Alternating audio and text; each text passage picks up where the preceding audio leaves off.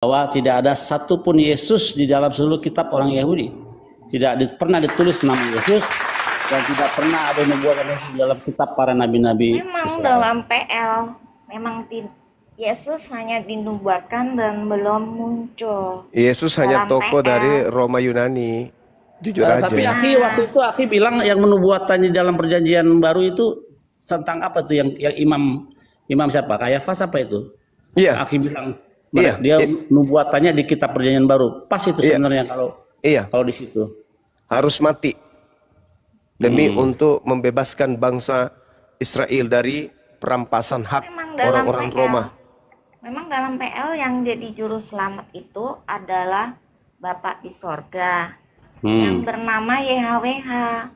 Karena bukan Yesus. Bapak di sorga itu sumber keselamatan dan melaksanakan keselamatan itu di dalam diri Yesus. Ayatnya di mana dalam sini? Yang menjadi korban tebusan untuk menebus manusia. Mas Solang memang parah. Kematian kekal Parah. menjadi kebangkitan. Dan yang membangkitkan itu Yesus.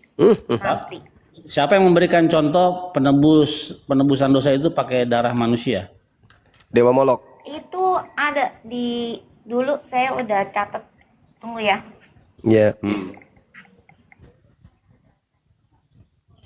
Sementara kita tahu bahwa korban itu dalam imamat 1 ayat berapa itu, Akhi? 2.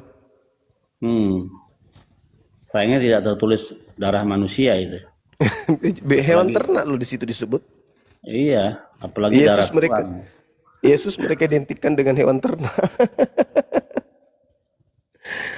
Allahu Akbar. Kalau nggak salah Yohanes 1 nomor 29 deh. Inilah domba, inilah anak domba Theos yang akan menyelamatkan dosa dunia. Yang ditunjuk di situ Yesus. Waduh, benar-benar lah.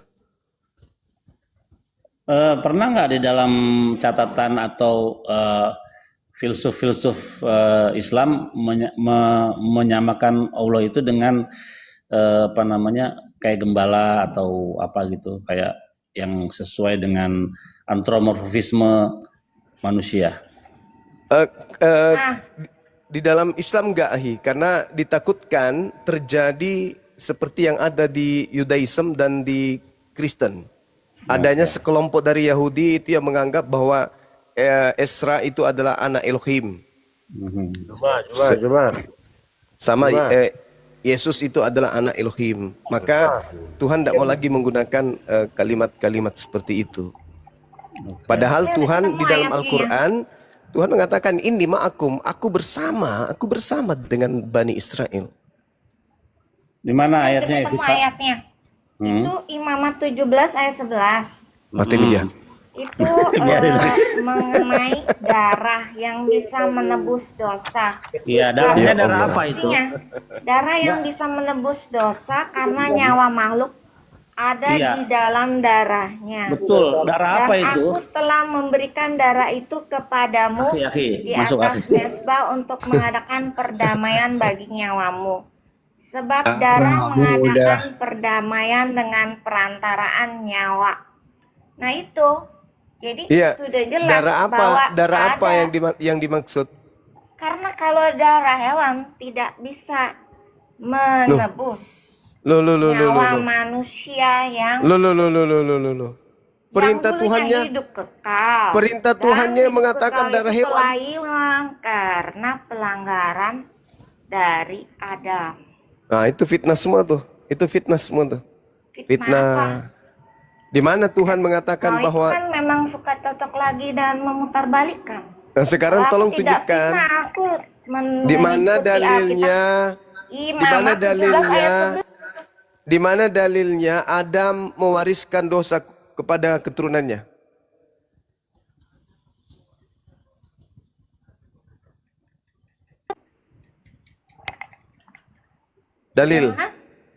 Dalilnya Adam mewariskan dosa kepada keturunannya itu mana? Selain dari doktrin Paulus. Itu bukan doktrin Paulus. Lah itu doktrin Paulus, Roma 5:12. Manusia itu kan, kenapa manusia bisa? Lah enggak, saya minta dalil. Kalau tidak ada dalil, berarti kau memfitnah. Kalau kau memfitnah Adam tanpa dalil, berarti kau itu keturunan setan, keturunan iblis. Karena di dalam Kejadian 3 nomor 15, keturunan setan dan keturunan Adam itu dia bermusuhan. Nah, kalau dia memfitnah Adam tanpa ada data dalil, berarti orang ini memusuhi Adam. Yang menjadi musuh Adam itu hanya iblis dan keturunannya. Berarti kau keturunan iblis. Bagaimana Akhi Billy? Itu bilang dalam dosa aku dikandung oleh ibuku. Akhi Billy, jadi kenapa bagaimana Akhi Billy? Baik terkait dengan Kejadian 3:15 itu, betul gak bahwa keturunan perempuan dan keturunan iblis akan diadakan permusuhan? Iya, betul, permusuhan. Nah, berarti yang memusuhi Adam itu keturunan apa? Turunan si ular tua. Nah, ini Kristen, kenapa kamu itu memfitnah Adam? Kenapa? Kenapa kamu memfitnah Adam? Hah? Kan memfitnah, memang Adam dan Hawa itu melanggar perintah Terus Allah. kenapa kamu mengatakan dia mewariskan dosa? Sehingga keturunannya terimbas. Di mana jangan direvisi. Menderita dan mati terimbas. Mewariskan dosa tadi kau bilang. Mana di mana dalilnya? Ada mewariskan dosa di mana dalil? Mati. Dalil. Gini, kamu akan menderita dan mati nggak? Saya tanya. Iya, itu Adam. Semua manusia akan menderita itu dan Adam, mati. itu Adam, itu Salah Adam. apa manusia? Itu Adam, bukan itu manusia. yang lain, bukan. Dengarkan. Kejadian 1 nomor 28, Adam keturunannya laki dan perempuan diberkati Tuhan. Kejadian 5 nomor 2, Adam keturunannya diberkati oleh Tuhan. Amin. Terus mana dalilmu? Keturunan Adam itu dikutuk, mana dalilmu? Weh, keturunan iblis. Allah menderita dan mati itu bukannya kutuk. Mana dalilnya Adam dikutuk? Menderita dan mati itu berkat. Mana dalilnya Adam dikutuk? Fatalaqqa Adam min rabbih kalimatin fataba alaih. Adam menyesali perbuatannya, lalu bertobat, dan Allah menerima tobatnya. Itu kan karena kitabmu itu selalu memutarbalikan Alkitab. Saya minta di Alkitab pun Adam tidak dikutuk. Di Alkitab pun Adam tidak dikutuk. Mana dalilnya?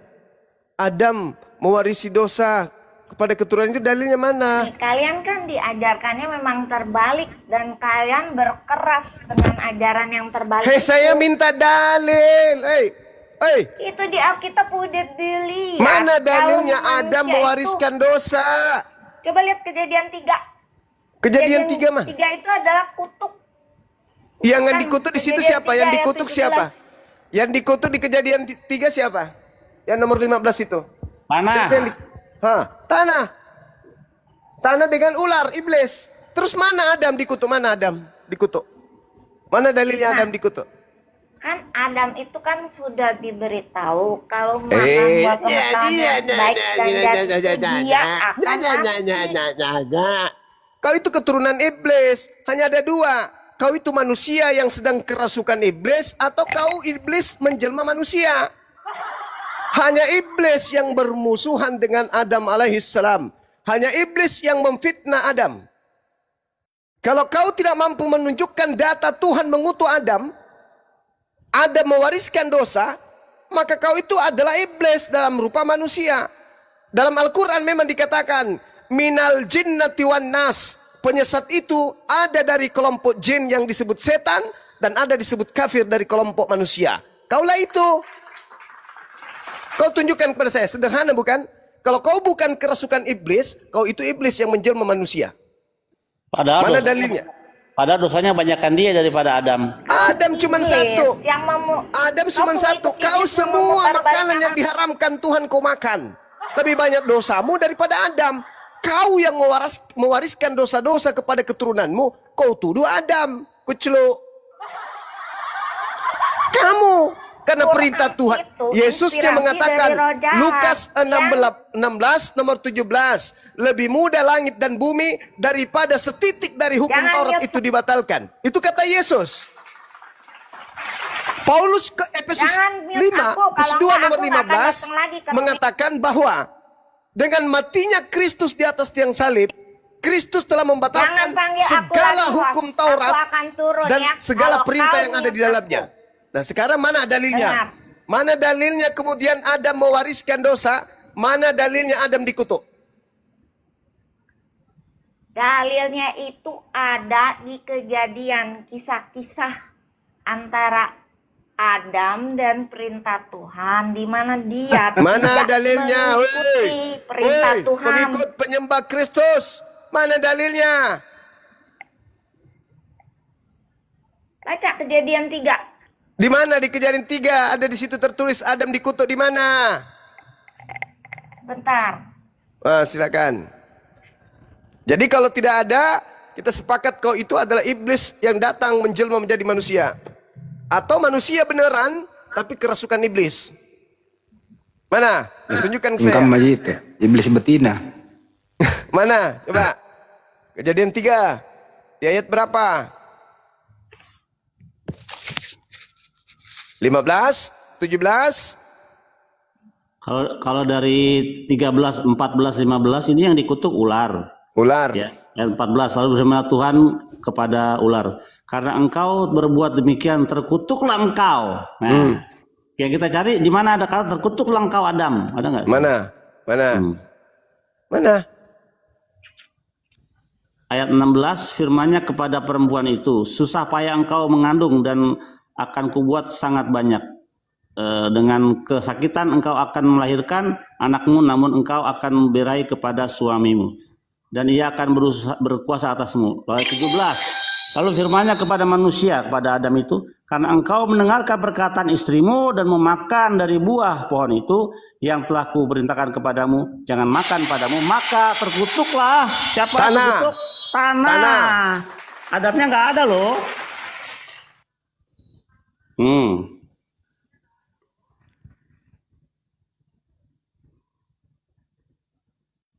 Mana? Terkutuklah tanah. Kalau kamu mendengarkan istrimu, maka terkutuklah tanah. Tadi kan, mana tadi?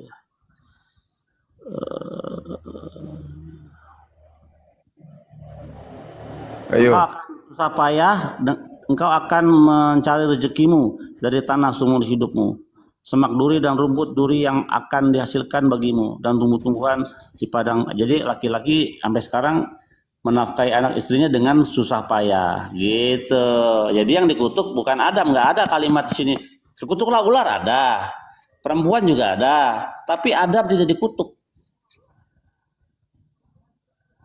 Yang perempuan juga tidak dikutuk, Ahi. Cuman tanah dan ular yang dikutuk. Adam dan istrinya nggak dikutuk. Nah sekarang dikatakan Yesus, istrinya akan mengandung ya, akan mengandung dengan sakit bersalin. Kita lihat sampai sekarang perempuan kalau lahir sakit gitu. Nah, lanjut. Yesus datang untuk menebus kutuk. Di situ tidak ada Adam dikutuk. Berarti ketika kemudian Yesus datang melepaskan kutuk, kutuk siapa yang kemudian dilepas? Iblis. Iblis.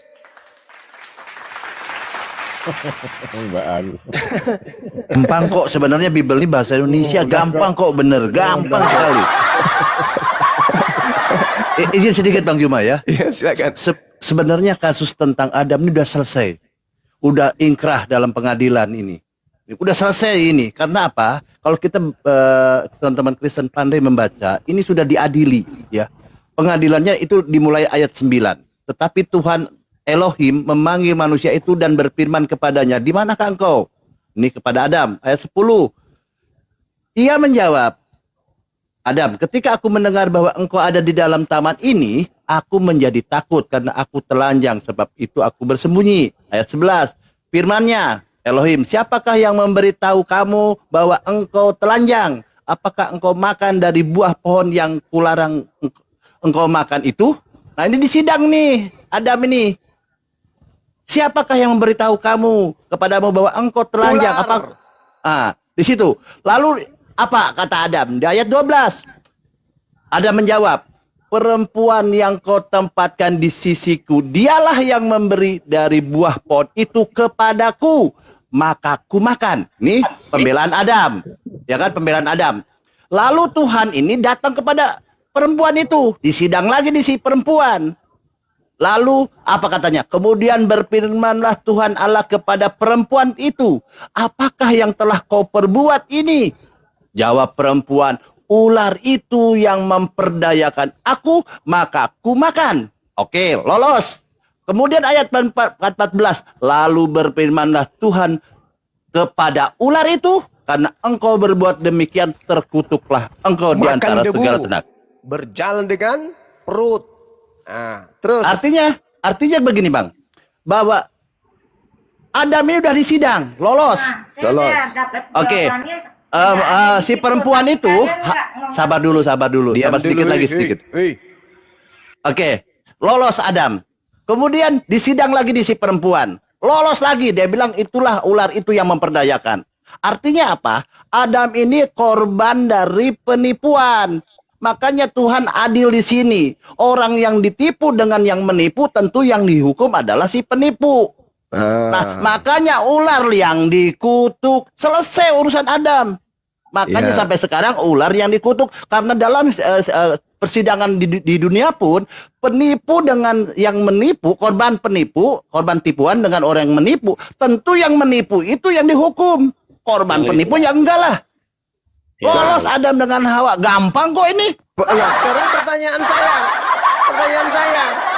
pertanyaan saya tolong dijawab. Siapa yang datang membisikkan orang-orang Kristen mengatakan Adam yang dikutuk? Nah lo. Ayo. Iblis lah.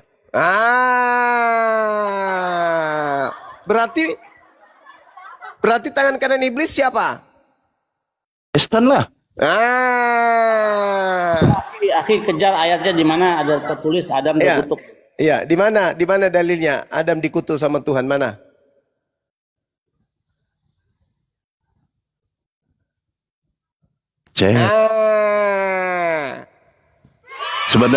Sebenarnya ayat itu ya, ini menunjukkan keadilan Tuhan dalam menghakimi itu.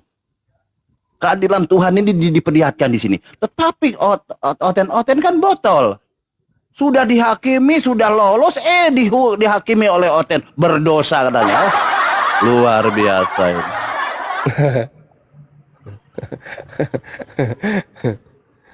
Ya, Kejadian 3 ayat 17 sampai 19 jawabannya itu tetap itu. Sampai engkau kembali menjadi tanah, karena dari situlah engkau diambil.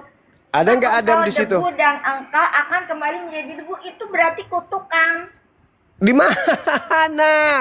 Berarti itu bukan berarti itu kesimpulan kamu. Kembali menjadi tanah. Itulah kutukannya. Ya, itu menurutmu. Itu menurutmu. Dengan kata lain itu mati. Manusia itu akan mati. Itu menurutmu. Bukan menurutku, lihat aja di ayat itu.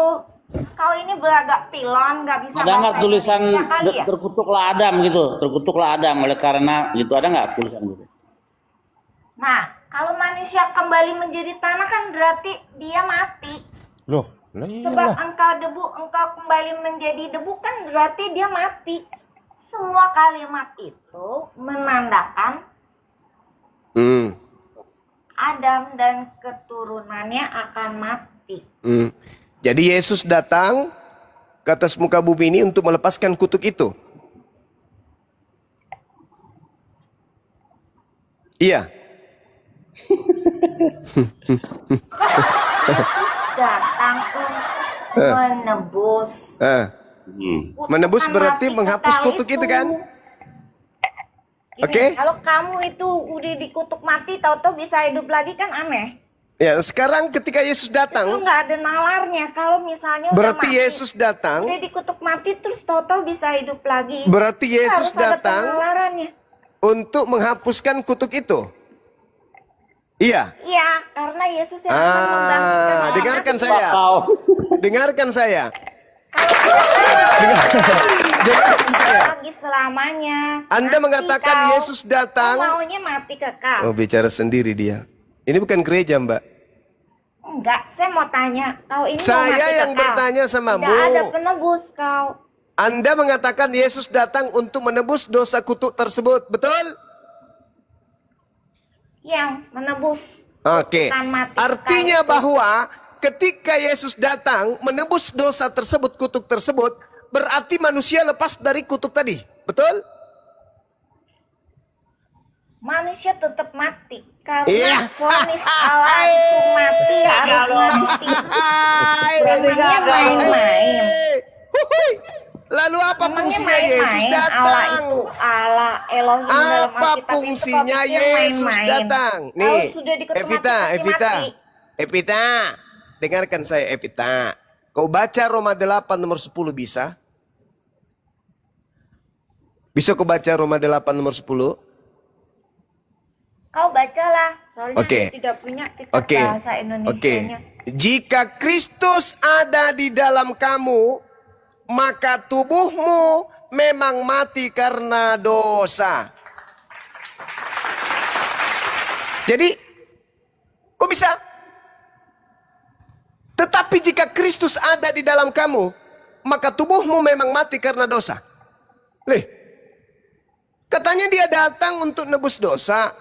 Tapi kenapa ketika ada Kristus di dalam kita, kita mati karena dosa? Menurut dalil Roma 8 nomor 10 ini, orang Kristen mati karena apa? Ya karena itu, mewarisi kutukan. Iya. Terus Yesus ngapain datang mati di atas salib? Apa yang ditebus? Kehidupan kekal yang telah hilang itu. Banyak cerita. Tadi Adam dipitnah. Gara-gara dia maka keturunannya mati. Berarti Yesus datang menebus. Kejadian 3 ayat 17 sampai 19. Berarti Yesus datang menebus kemudian kutuk itu. Tapi ternyata Kristen mati karena apa? Menjadi debu dan menjadi tanah itu artinya Kristen mati karena apa? Jawab. Karena terimbas. Kalian juga mati juga kan? Ya, kami tidak menganut ajaran tebus menebus, Tuyul. Berarti kau tidak ada penebus. Roma 8 nomor 10, Kristen mati karena apa?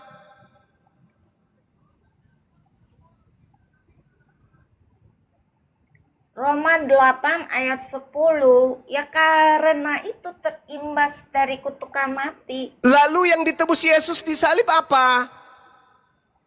Hidup kekal yang telah hilang. Lah ini kalian mati karena dosa. Orang mati karena dosa masuk ke neraka atau ke surga? Itu akan mati dan ke kuburan. Pergi ke kuburan. Anjir ini. Kacau ini. Ten memang congor.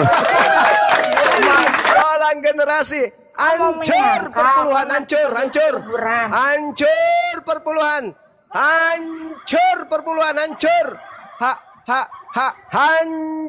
perpuluhan, hancur. Ternyata Yesus sia-sia mati di atas salib. Kenapa sia-sia? Ternyata Kristen mati karena dosa. Orang Kristen mati karena dosa. Lalu pertanyaannya, orang yang mati karena dosa ke surga atau ke neraka? Apa jawabannya orang ini? Ular tua ini. Orang mati ke kuburan.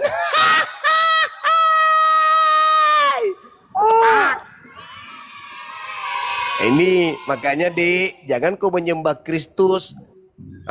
Kau menyembah Kristus, kau menyembah dewanya Roma, menyembah dewanya Yunani, Athena. Akhirnya ujung-ujungnya ketahuan kan?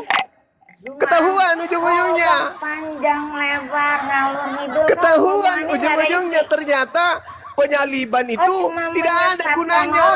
Kenapa tidak ada gunanya penyaliban itu? Karena orang Kristen yang percaya kepada Yesus mati juga karena dosa. Karena dosa kemana? Neraka. Maka pantaslah Yesus mengatakan kepada Kristen, enyahlah daripadaku, aku tidak mengenal kalian. Kalian semua adalah pembuat kejahatan. Oh my God, ternyata memang kalian diusir ke neraka. Paulus juga mengaku itu. Tetapi jika Kristus ada di dalam kamu, maka tubuh. Di situ bahasa Yunaninya di sana adalah soma, artinya tubuhmu. Tubuhmu memang mati karena dosa. Tidak ada fungsinya penebusan di atas salib, itu nggak ada. Ternyata Kristen percaya kepada penyaliban, percaya kepada darah Yesus, daging Yesus, tidak ada untungnya. Kenapa? Karena Kristen tetap saja mati di dalam dosa. Sedangkan orang yang mati di dalam dosa adalah orang yang akan dikembalikan ke neraka. Berbeda di Islam. Jangan kau mati illa wa antum muslimun. Selain engkau selamat. Islam mati selamat. Kamu mati dosa. Neraka jahanam. Mati. Kemudian berarti kamu selamat. Kalau Islam mengatakan mati, itu. Ya tidak selamat. Itu kaidah di agama kami. Illa wa antum muslimun. Berarti kamu mati, kamu itu selamat ya? Iya dong. Di agama kamu. Iya dong, mati selamat. Kenapa kami. Orang mati itu selamat, orang mati itu kan tidak selamat berarti. Berarti Kristen selamat. Mati itu. Tapi kata Paulus, mati adalah untung. Iya, mati adalah keberuntungan katanya. Tidak ada penalaran sama sekali, orang mati dikatakan selamat. Berarti kalian bermatian, berarti kalian tidak selamat. Kalau mati ya tidak selamat dan harus diselamatkan. Berarti Kristen mati tidak selamat. Berbeda dengan kami. Kami diperintahkan jangan kau mati selain dalam keadaan selamat. Illa wa antum muslimun. Berarti kesimpulannya hari ini, penyembah dewa Athena begitu mati masuk neraka, udah selesai.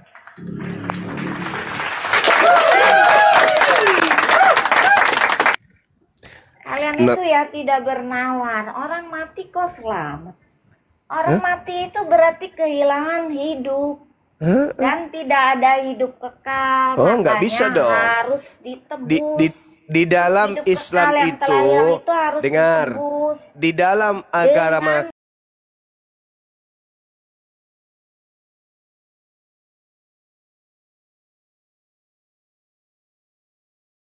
umat Islam mati itu jangan kau pikir mati. Sebenarnya mereka itu tidak mati.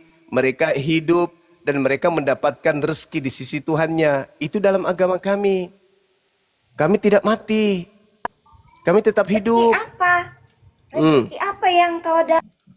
Lah, itu masih di alam gaib. Kita nggak bisa menjelaskan di sini rezeki apa. Yang pasti dalam Islam, orang yang mati dalam Islam itu jangan kau pikir mereka mati. Wala tahsabanna alladziina qutilu fi sabilillahi amwata bal ahya'u inda rabbihim yurzaqun. Jangan sekali-kali kamu berpikir bahwa orang-orang Islam yang mati di jalan Allah itu mati. Sebenarnya mereka tidak mati, mereka hidup.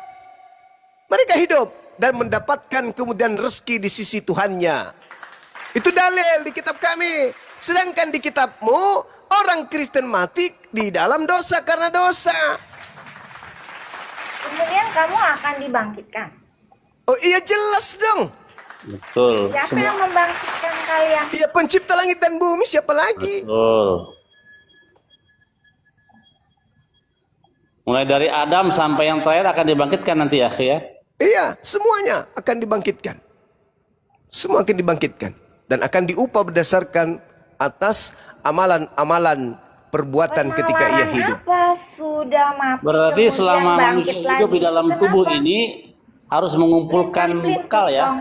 Iya, perbanyaklah harta surga kata Yesus kan. Kalau kami di dalam Al-Qur'anul Karim surah At-Taghabun jelas diterangkan oleh Allah Subhanahu wa taala bahwa nanti ketika manusia itu dibangkitkan, dikumpulkan kemudian di hari perkumpulan, hari terakhir sebelum ke neraka atau ke surga, Allah kemudian menjelaskan, yauma yajma'ukum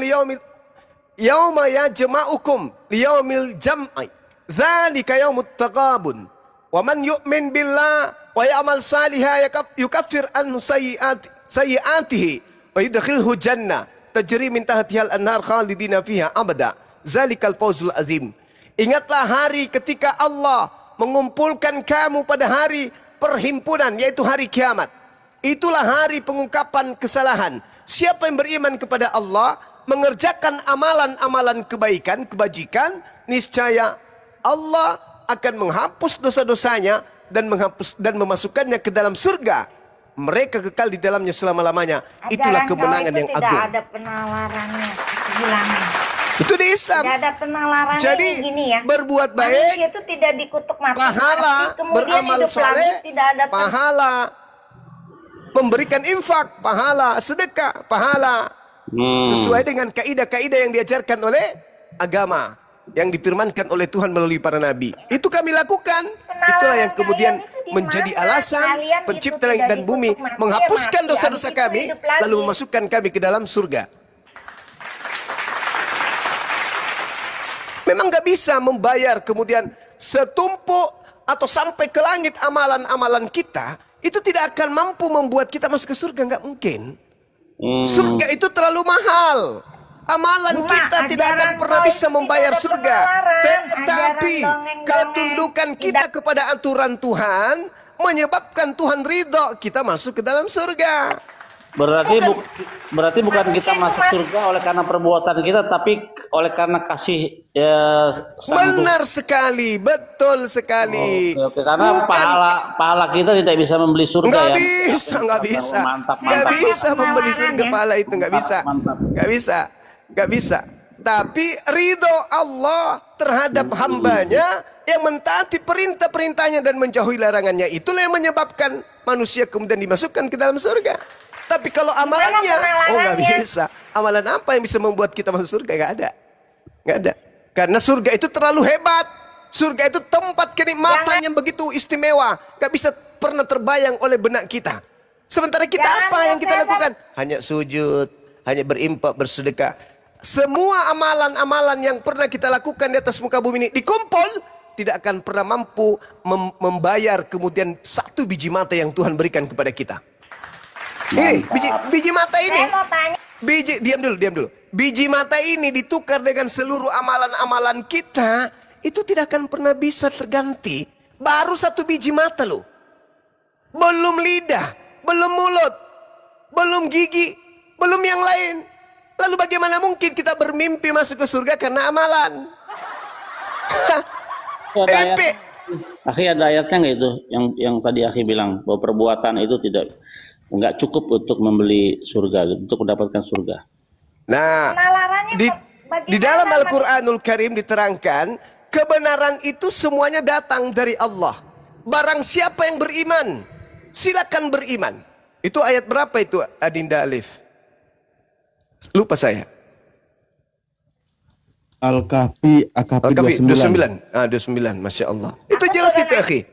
Jadi Allah menorehkan semua kebenaran. Silakan. Tetapi kebenaran itu yang sudah ditorehkan oleh Allah sekali-kali tidak akan kemudian menyebabkan kita itu masuk ke dalam surga kecuali ridha Allah. Oke, oleh karena belas kasihan ya, karena benar sekali. Belas kasihannya dia yang Maha Pengasih ya. Maha Pengasih. Mantap. Aku nggak ada waktu nungguin. Mau ngomong apa orang ini? PR-mu belum selesai. Tadi kamu ditanya, mana dalilnya Adam dikutuk? Nggak ada. Lantas mati itu kenapa? Tidak dikutuk terus mati.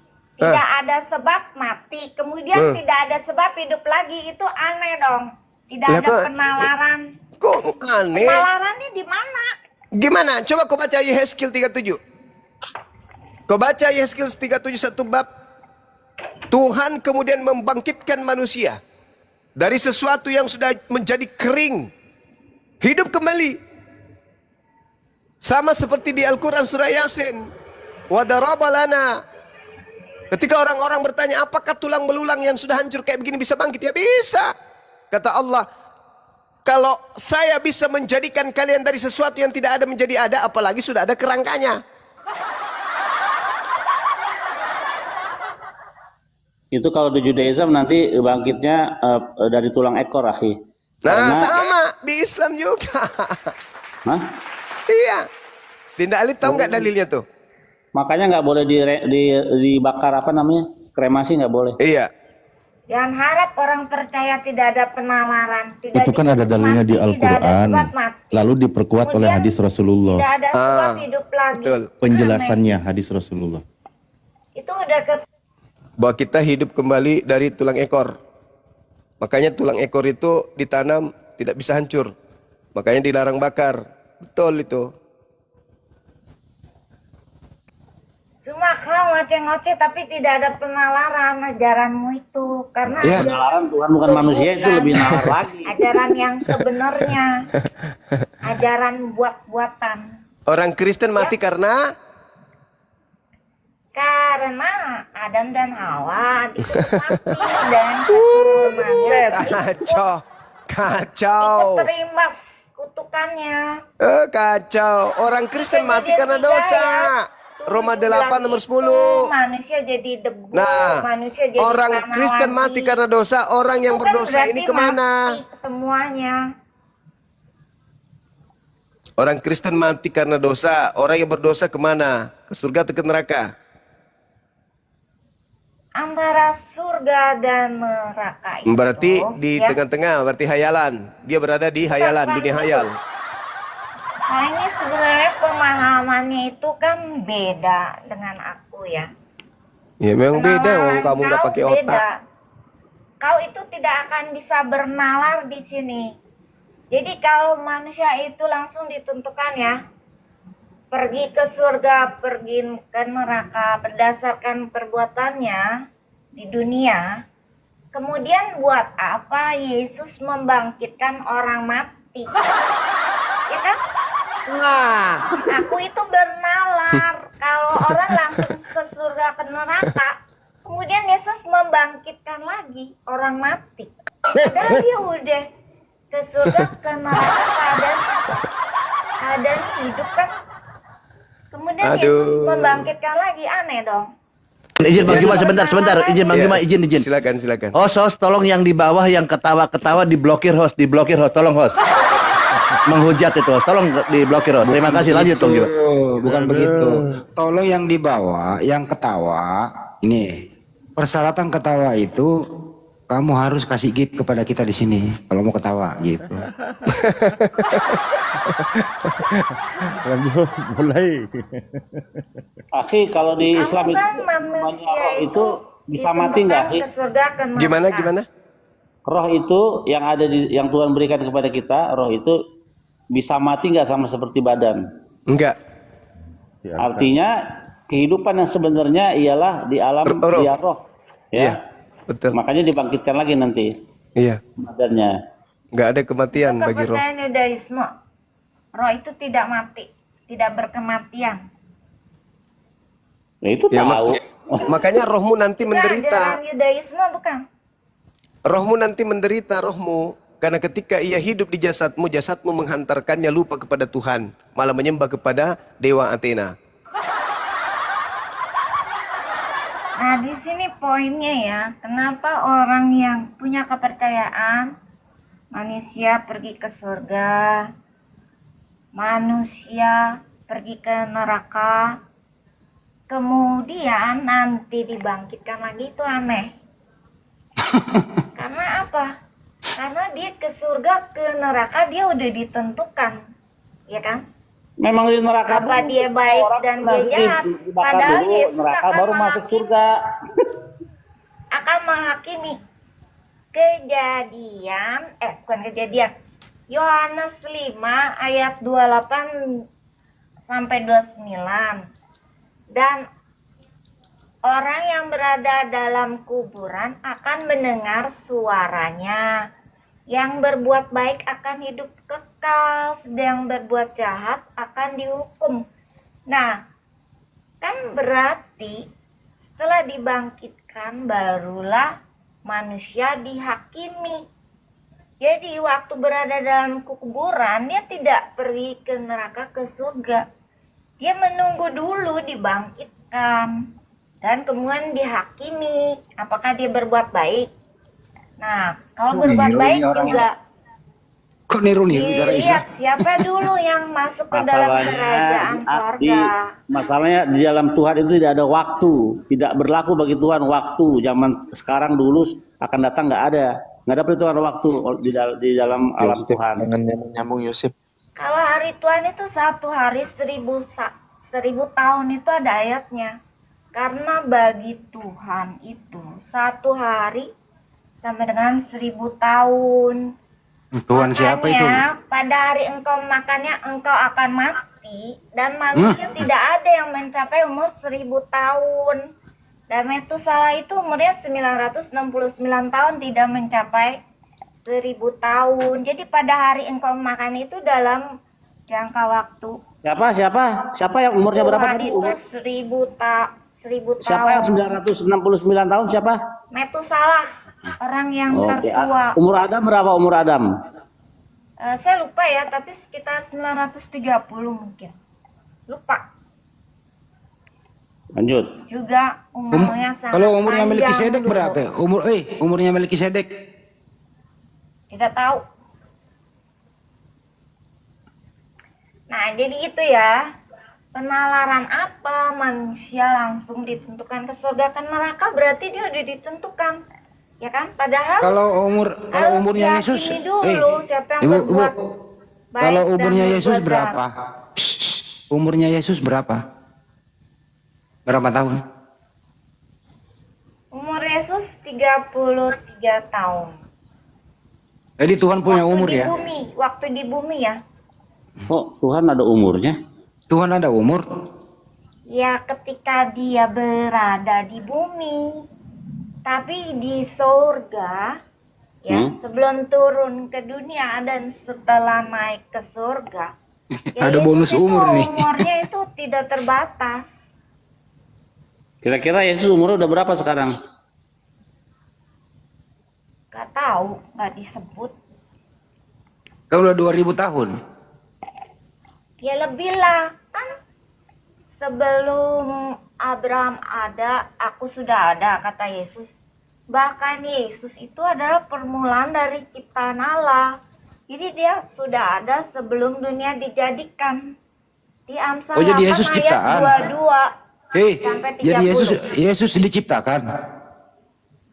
Yesus adalah permulaan ciptaan Allah. Ya berarti Elohim ciptaan. Bapa di Wahyu 3 ayat 14. Berarti Yesus ciptaan ya? Ya permulaan ya tapinya. Sebelum diciptakan segala sesuatu, Yesus. Iya, ciptaan dia. Blunder. Semakin banyak dia ngomongnya semakin sulit nanti. Jadi Yesus ciptaan ya? Cuma itu ngoceh terus, tapi isinya nggak ada. Bang Juma lagi disalahin, dia yang salah. Bang Juma udah di mute loh. Kenapa sih dendam sekali? Siapa yang ciptakan Yesus, Eksita? Epita, siapa yang ciptakan Yesus? Elohim Bapa. Oh. Yang mana yang Tuhan? Yang mana yang Tuhan? Bapa itu Elohim. Kalau Yesus itu disebut Tuhan atau Tuhan. Itu tergantung persepsi ya. Tergantung katanya. Berarti yang menciptakan langit dan bumi ini bukan Yesus ya? Karena apa? Abang Andi. Yesus itu ditunjuk sebagai Terusin. raja di sorga, bukan di bumi. Penguasa di sorga. Kalau penguasa di bumi ya Tuhan. Tapi kalau di sorga mas terlalu rendah ya sebagai Tuhan. Kalau Yang Tuhan menciptakan itu langit dan Tuhan bumi dari siapa? segala Tuhan. Epita, yang menciptakan langit dan bumi siapa? Itu Elohim Bapa. Bukan Yesus. Bukan Yesus. Yesus itu dijadikan alat. Kalau nggak salah Epita ini SSY ya, seingatku. Kayaknya sih. Dijadikan alat. Setengah SSY dia. Setengah KW. Cuman pemahamannya itu agak lain. Sesi Yehova deh. Epita, sekarang Yesus sudah di surga, sudah masih ciptaan atau sudah kembali menjadi Tuhan? Kan saya sebutkan ya, kalau Tuhan itu kan ada persepsi. Kalau menurut KBB itu ada poin 1, 2 gitu ya. Kalau poin 1 itu yang maha dan disembah. Poin 2 sesuatu yang dianggap Tuhan. Dan Yesus itu bukan yang maha dan tidak disembah. Untuk ajaran monoteisme. Tapi kalau yang lain Tritunggal, Yesus itu disembah. Kamu menganut yang mana? Kamu menganut yang mana? Monoteisme. Jadi Yesus apa nama denomnya? Nama denomnya apa? Gini ya, saya itu belajar dari SSY. Oh, pantas ketahuan warnanya dari tadi. Tidak, saya tidak mewakili SSY, tapi saya sebagai pemberita Injil.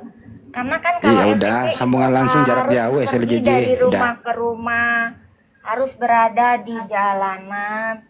dalam dunia nyata sedang saya di sosmed. Karena saya tahu ya, kalau orang-orang itu ya, kalau bicara malah curhat agama itu nggak apa-apa, biarin dia kebuka, yang lain nanti pusing. Enggak, masalahnya gitu gini, Evita ini bilang Bang Billy bahwa penciptaan langit dan bumi itu pada waktu itu Yesus masih anak-anak katanya. Siapa yang bilang tuh? Ini si Evita. Siapa yang bilang Yesus masih anak-anak? Loh iya, Yesus kan pada waktu itu juga ikut menciptakan, kata Evita. Bersama Kejadian 1 ayat 26-27. Itu kan karena Yesus permulaan dari ciptaan Allah ya. Permulaan dari ciptaan Elohim Bapa.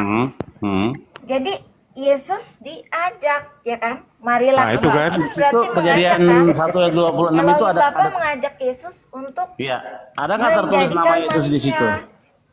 Evita, ada nggak tertulis? Dan rupa. Ya, Evita, ada nggak tertulis nama Yesus di situ?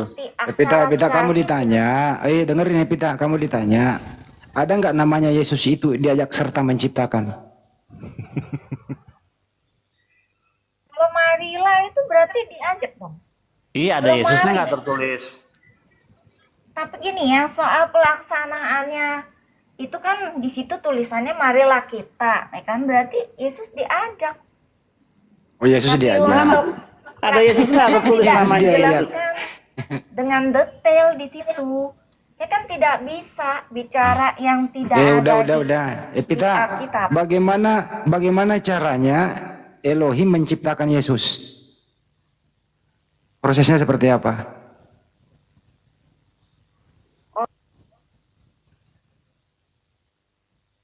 Kan Yesus itu awal dari segala yang diciptakan. Nah, bagaimana proses penciptaan Yesus? Pertanyaan berat ini. Nah, kan di situ kan tidak disebutkan di Alkitab bagaimana Yesus. Tapi Yesus itu permulaan saja. Iya, bagaimana proses penciptaannya?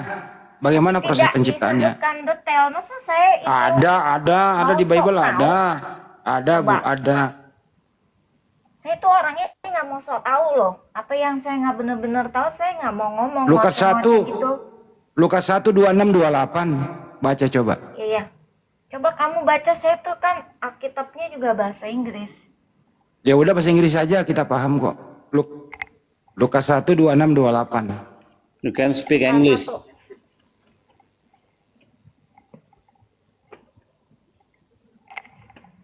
Itu caranya Yesus diciptakan loh di situ.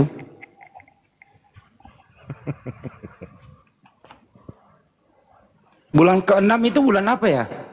Kalau bulan Yahudi, Bang Billy, bulan ke-6.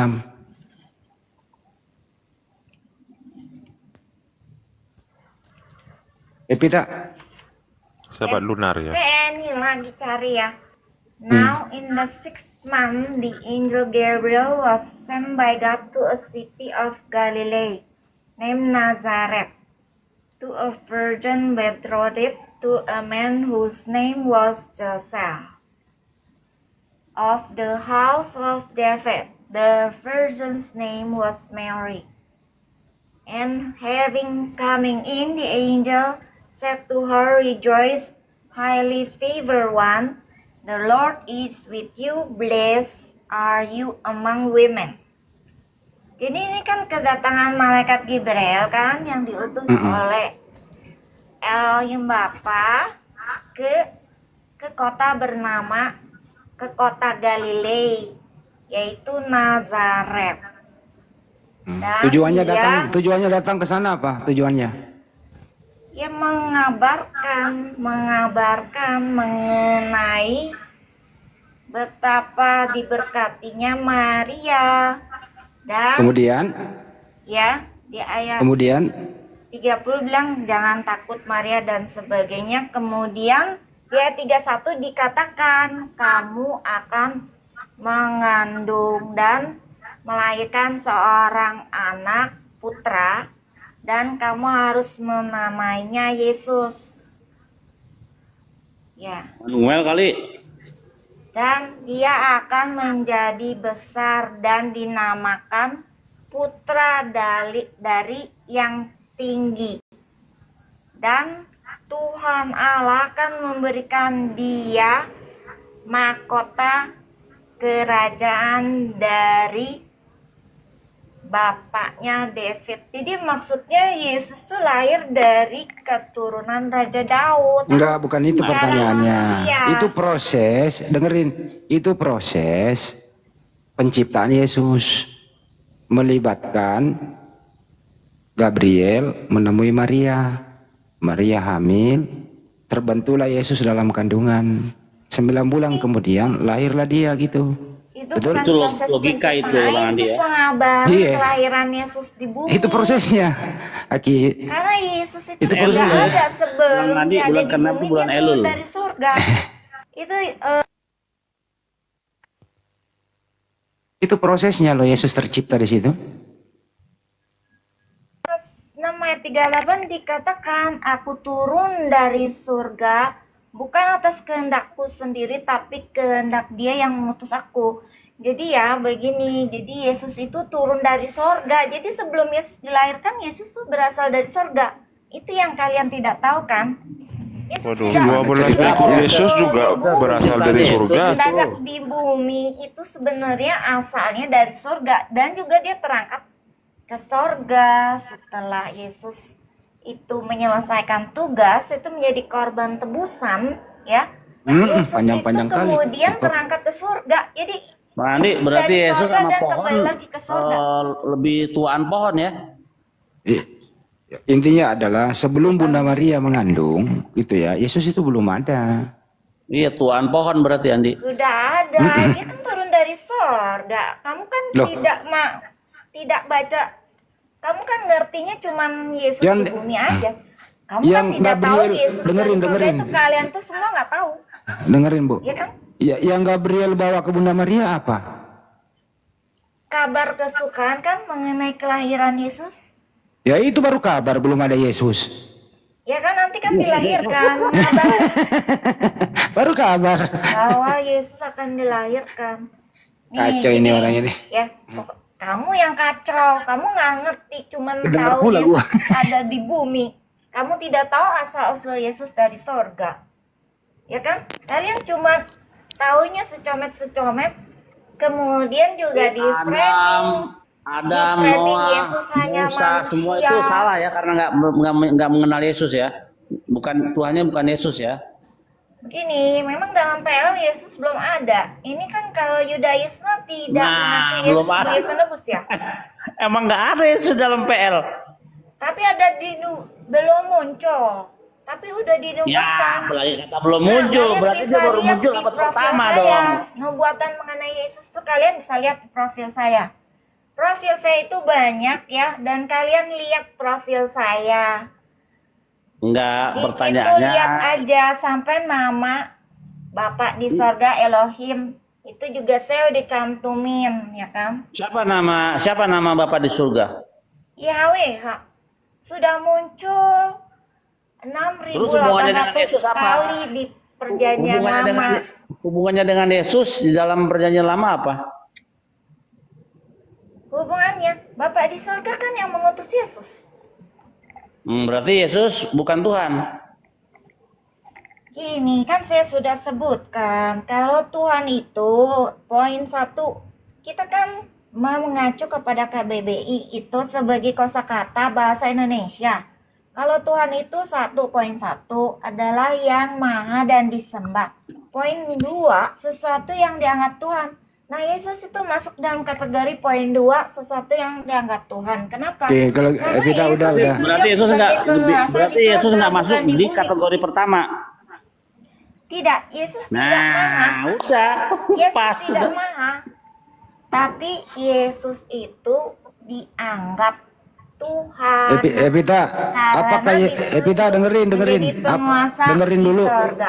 Dengerin, apakah Yesus bertuhan, Evita? Yesus itu memiliki Tuhan dalam huruf besar semua atau Elohim Bapa. Jadi Yesus bertuhan ya. Tuhan. Tapi Tuhannya huruf besar ya.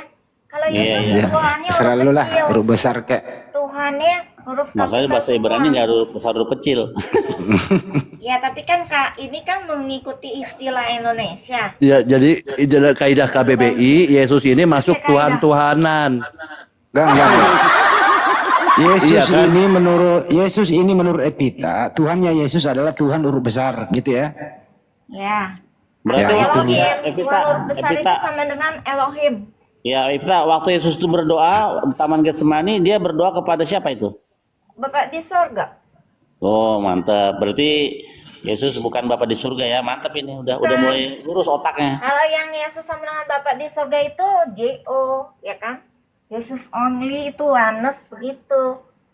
Saya tahu sekarang. Dulunya saya nggak tahu ada J.O. Baru di sini ini saya tahu. Oh, ada aliran. Kok aneh Apa ya? bedanya, Epita, apa bedanya J.O. sama Jeko? Deko Ya, gini Dona. deh, kamu jangan beda ya? main-main deh. Saya di sini kan serius ya. Saya harus beritahu pengetahuan mendasar karena kalian itu kan suka disesatkan, dibelok-belokin sampai kalian nggak ngerti. Kemudian Jadi, akhirnya balik kalian dong, remix kebalik. Yesus segala macam. Jadi Kembali. kesimpulannya, Yesus yang Epita, kesimpulannya Yesus itu bertuhan ya. ya Tuhan huruf besar Oke, jadi Tuhannya Yesus dengan Elohim. Tuhan huruf besar gitu ya. Hmm. Jadi kalau Yesus berdoa begini ya, oh Tuhanku yang huruf besar, begitu. Gini, ini kan istilah dalam bahasa Indonesia. Kalau dalam Nah, bahasa gimana? Ibrani itu kan Elohim. Mana ada Yunani Elohim. Ngarang aja. Kalau Yunani Theos, ya kan? Kok Kalau kamu bilang Elohim? Ibrani itu Elohim. Semuanya memaksudkan Menurut Allah. Epita yang menghendaki Yesus mati di salib siapa? yang menghendaki Yesus mati di salib. Ini imam kepala. Bukan Tuhan. Dan imam-imam Iya, kepala. mulai di sini nih. Jadi karya salib Ya, itu saya karya tahu. siapa? Karya salib karya siapa? Kalau salib itu adalah hukuman dari cara orang Romawi menghukum penjahat. Waduh. Cara orang Romawi menghukum penjahat. Salib atau sulo sih menurut kamu? Sebenarnya Berarti Yesus penjahat ya, Vita? sebenarnya itu, Aduh. ya Yesus harus menggantikan posisi manusia sebagai penjahat. Kan Siapa? manusia itu sebenarnya penjahat, makanya mati. Iya, mulai Karena ngaco itu nih. Yesus Tanya Bandi, siapa yang nyuruh? menebus manusia yang identik dengan penjahat itu Iya, agar maksud saya penjahat itu, yang Erik. mati itu bisa hidup kembali. Jadi Epita, Yesus maksudnya menggantikan itu posisi manusia. itu kehendak siapa? Itu kemauan siapa Yesus mati? Gitu. Itu dibilang Salib. tua-tua dan imam kepala. Bukan kehendak Tuhan. Memang ada nubuatan Yesus mati itu di Yesaya dan Mazmur ya. Yesaya 53 dan Dari ke situ Mazmur lagi 22. memilih nubuatan. Iya, Yesus dinubuatkan mati. Siapa yang Dan menubuatkan? itu yang menubuatkan itu Elohim. Kira-kira Yesus ganteng apa jelek mukanya? Kalau dia ada sekarang ya. Saya kurang jelas deh, tidak disebutkan. Enggak, kira-kira aja Yesus tuh waktu dia hidup tuh wajahnya ganteng atau jelek? Nah, saya tidak bisa Bilang aja tahu ganteng, apa ah. yang saya tidak jelas ya. Nggak ada nabi, Kan nggak ada saya nabi yang nggak tahu ganteng-ganteng orang gitu. itu tidak Kan? disesatkan ya kan. Kalian udah banyak disesatkan ya kan. Apa tujuan Dengan- Yesus mati di Epita, apa tujuannya Yesus mati di salib? Menebus hidup kekal yang telah dihilangkan oleh Adam Hawa. Dosa waris lagi. Kasihan banget lu, Adam disalahin mulu. Padahal dosanya banyakan Emang Evita salah? daripada Adam. Enggak, Evita, Emang saya salah, tanya Adam kenapa? sabar. Adam sama Evita dosanya banyakan mana?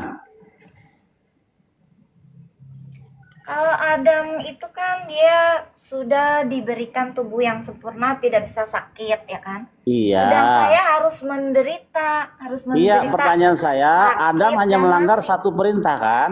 Adam Itu hanya kan melanggar berarti satu Adam perintah. telah dijadikan bagus kan, sempurna. Nah, Tapi dia Adam udah cuma satu dijadikan perintah sempurna. bisa langgar. Kira-kira dosanya banyakan mana sama Evita?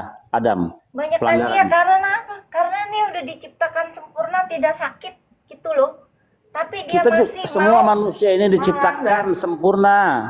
Manusia ini pada maksud ini manusia itu bisa mati, itu bisa sakit tuh berarti nggak sempurna. Kalau yang sempurna dan bisa hidup kekal itu tidak sakit, maka tidak akan sakit, hidupnya bahagia. Kalian kan masih sehat ya. Suatu kali kalian juga akan sakit dan mati. Disitulah kalian tahu pemahaman yang salah. Penyakit yang ada pada kita, dengerin. Penyakit yang diizinkan terjadi pada kita itu adalah bentuk daripada Tuhan membawa pendamaian dosa kepada kita. Yesaya 53 itu.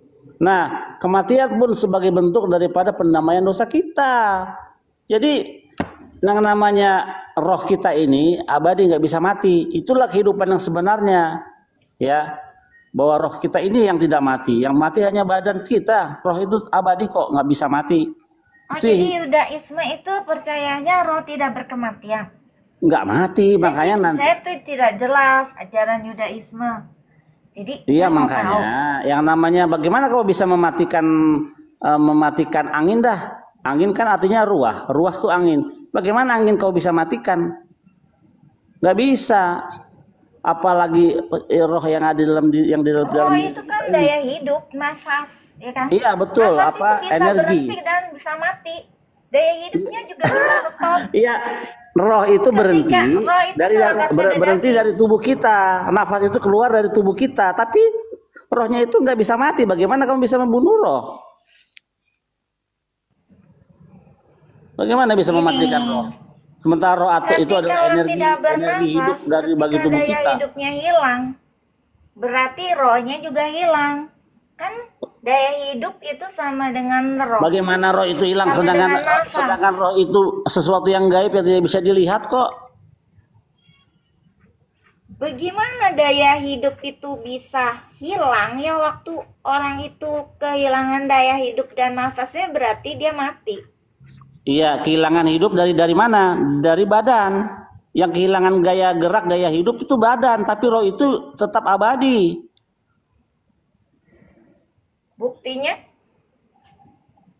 daya hidup kamu hilang, ya berarti roh kamu hilang. Roh itu sebenarnya daya hidup plus nafas.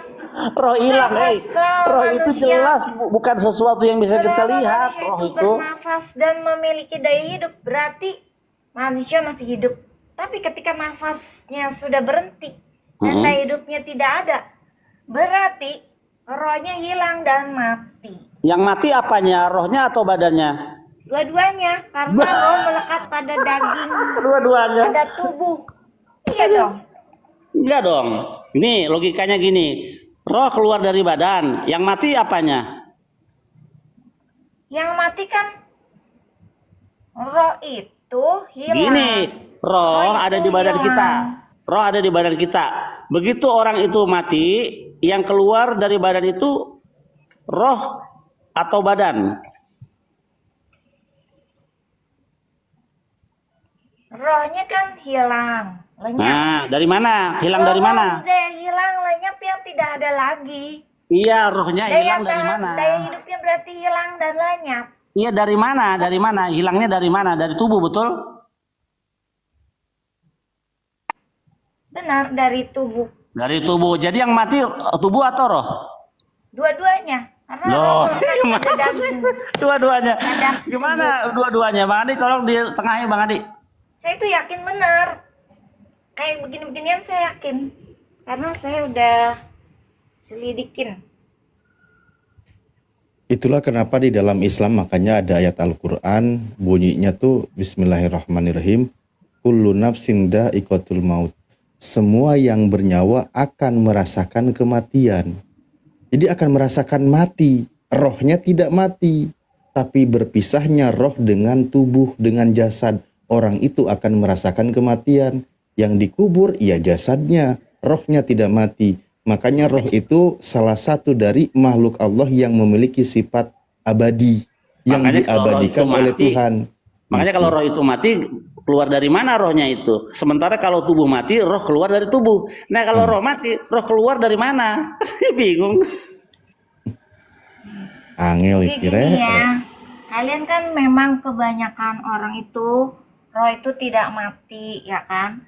Kemudian ntar setelah mati rohnya itu melayang-layang, ada yang pergi ke surga, ada yang ke neraka. Nah, itu Tuhanmu di atas air. Kepercayaan umum begitu. Tapi sebenarnya bukan begitu, karena menurut Yohanes 5 ayat 28 sampai 29 itu dikatakan orang yang ada di kuburan. Berarti orang yang mati itu kan pergi semua ke kuburan. Dan mereka nanti akan dibangkitkan. Dibangkitnya apa? Dibangkitkannya tubuh dan rohnya itu, yaitu daya hidupnya. Nah, manusia juga memiliki jiwa kan? Unsur jiwa yaitu perasaan dan pikirannya. Jadi lengkap, manusia terdiri. Pelajaranmu belum tuntas, makanya terlalu banyak asumsi jadinya. Bukan asumsi, di sini ada kesinambungan dan penalaran. Lah, nanti ya kan? Kalau manusia akan dihakimi di hadapan Tuhan, kalau rohnya mati, tubuhnya mati, yang dihakimi itu apa? Kan pertanggungjawaban di hadapan Tuhan itu apa? Dibangkitkan dulu kan, tubuh dan rohnya dibangkitkan sekalian satu paket. Waduh. Kalau manusia rohnya udah hidup dulu, masa gimana? Udah hidup pergi ke surga, ke neraka, kemudian ya, kemudian dibangkitkan. Dibangkitkan apanya? Kemudian tubuhnya, rohnya sudah kan yang dibangkitkan tubuhnya. Ada ya, juga loh seingatku di dalam Roma 8 nomor 10. Dan tubuh dan rohnya. Bukan tubuhnya aja, masa tubuhnya sendiri kemudian rohnya udah bangkit. Oke, kalau tubuh gitu. Kalau tubuh mati dan tubuh terpisah itu kan aneh. Gini, kalau tubuh kita mati, sabar dulu. Kalau tubuh kita mati, yang keluar dari tubuh itu apa? Roh, betul?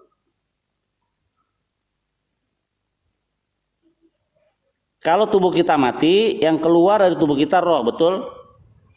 Ya, daya hidupnya hilang. Nah, kalau roh mati, dia keluar dari mana? Lupa ya.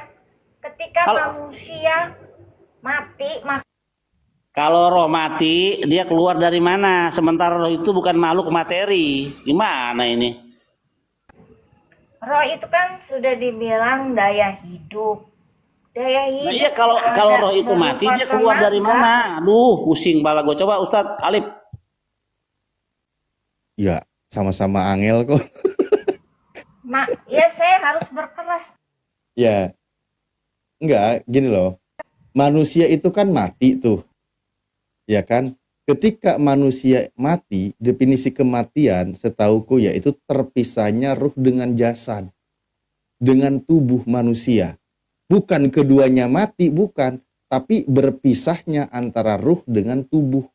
Maka dikuburlah si tubuh itu ke dalam tanah. Itu berpisah, rohnya tidak mati, kembali ke alamnya, ya alam ruh. Daya hidup kan? Ya berarti kau itu mengibaratkan sama dengan binatang, manusia itu kayak itu. Susah kali. Itu kan jelas berpisah ruhnya. Ruh manusia itu nanti berpisah. Ruh berpisah dengan tubuh. Nah, ruhnya itu kembali ke alam ruh. Seperti yang mati itu. Badannya ya. Badannya. Karena badan ini kan binasa. Badan ini kan berproses. Tubuh ini kan berproses dari bayi sampai ke dewasa. Bisa dikatakan kendaraan roh itu tubuh kita ini, betul? Ya. Analoginya begitu. Kalau roh mati, roh pakai wadah apa? Kalau kita kan, roh kita kan wadahnya tubuh. Nah, kalau roh itu mati, wadahnya roh apa? Itu bingung aku. Roh itu daya hidup. Daya hidup itu kan tenaga. Moderator, jangan mute saya ya, kalau nggak saya turun nih. Saya tuh tidak dapat apa-apa. Capek, masalahnya diulang-ulang terus, capek, diulang-ulang terus. Saya hanya ingin turun, nggak apa-apa. Turun, pusing. Nanti emang pembahasannya nggak seru. Pikirin aja dulu, saya juga di sini ngabisin waktu juga saya nggak mau. Iya, turun. Waktunya.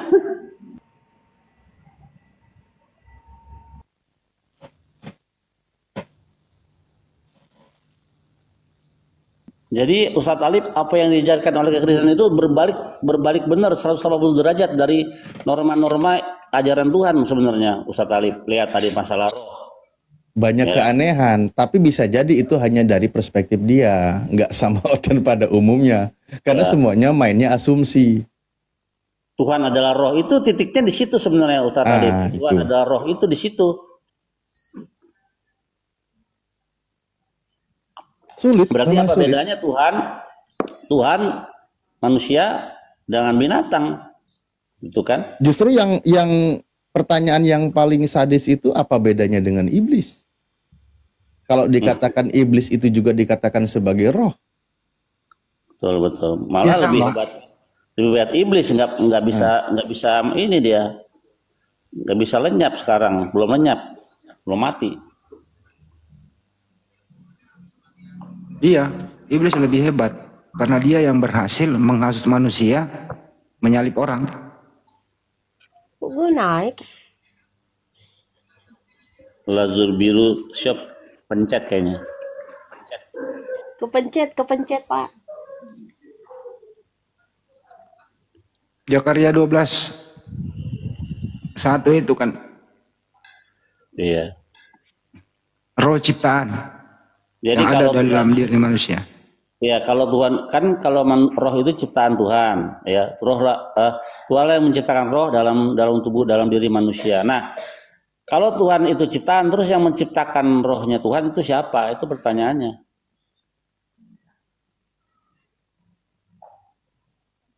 Tuhan ya, rohnya itu nanti ada dengan sendirinya. Sebenarnya Tuhan itu lebih besar, lebih di luar jangkauan daripada dimensi roh. Dia yang menciptakan dimensi roh. Mana? Bingung aku jadinya kalau begitu. Kalau kita kan ini loh, Ustaz Alif ya sama Bang Billy. Sang pencipta itu tidak terbatas ruang dan waktu kan gitu ya. Betul. Tapi kalau Tuhan itu ada di dalam ciptanya terbatas nggak tuh? Itu yang aku bilang, Tuhan di dalam 3 dimensi jadinya. Dimensi panjang, lebar, tinggi. Sementara jangan kata Tuhan, ciptanya yang namanya roh aja tidak termasuk di dalam 3 dimensi manusia.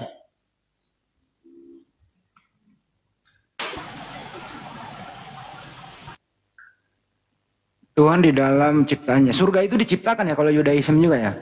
Memilih surga ciptaan ya, ciptakan. Iya, kita melihat bahwa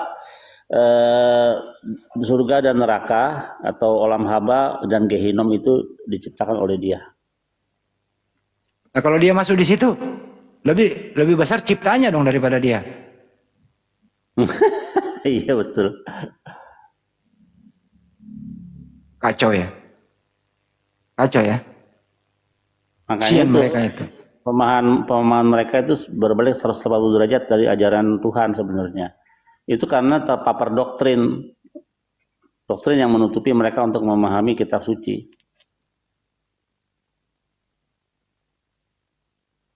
Berbusa Ustaz Alif menjelaskan itu berkali-kali, kalau ditanya itu dijawab berkali-kali. Tetap aja enggak ini Ustaz Alif. Mereka enggak connect. Ya karena mereka sudah dikunci oleh doktrinnya. Doktrin imannya itu susahnya kan kayak gitu. Kayak tadi yang Oten tuh sok-sokan.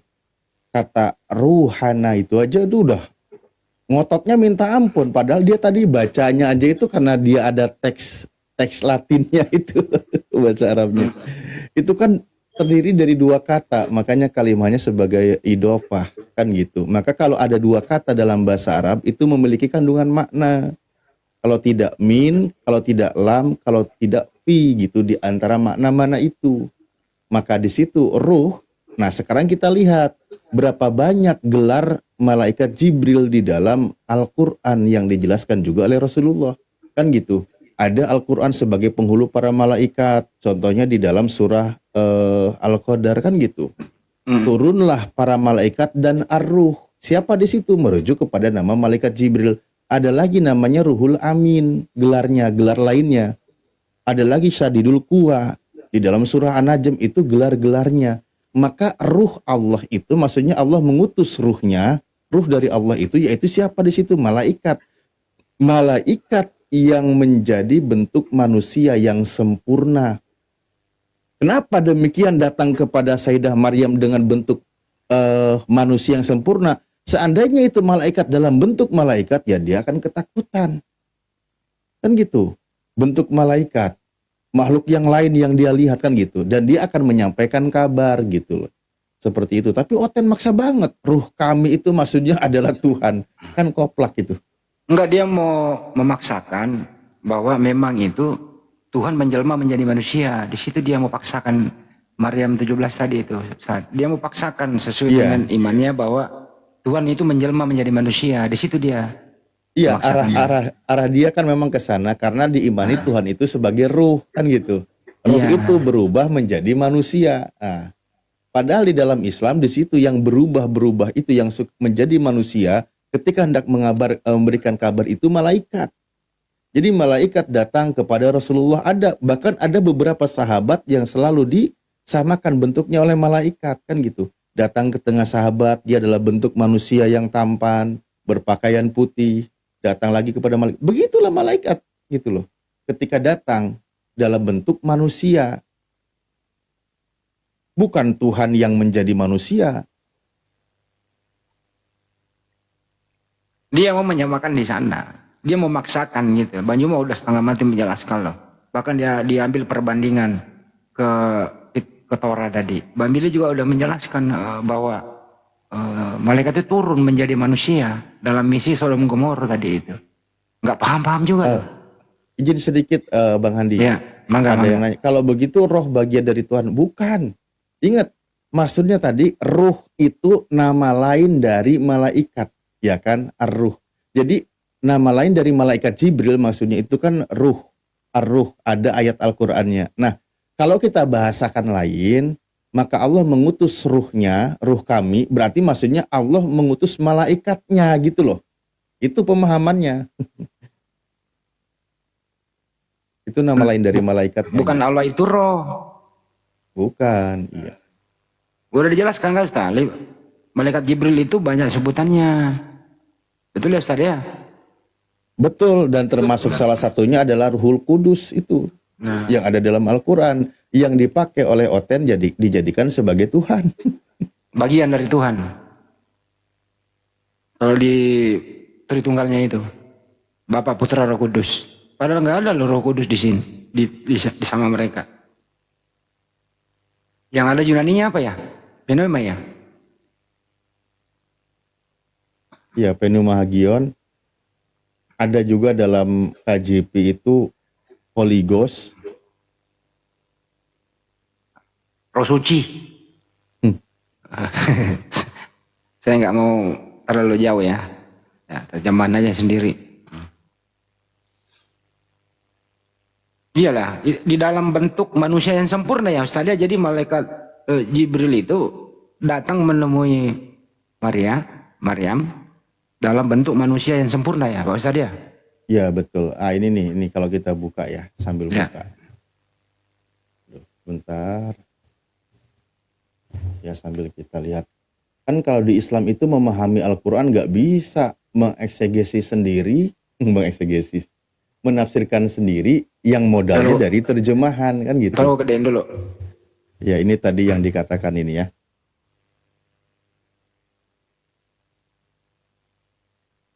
Nah, gimana?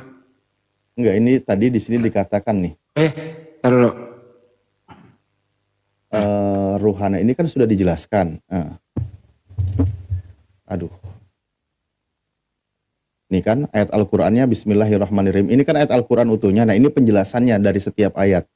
Fa arsalna ilaiha, maka kami mengutus, kata Allah menggunakan kata na, sudah dijelaskan tadi mananya, ilaiha kepada Maryam ruhana, yaitu ruh kami.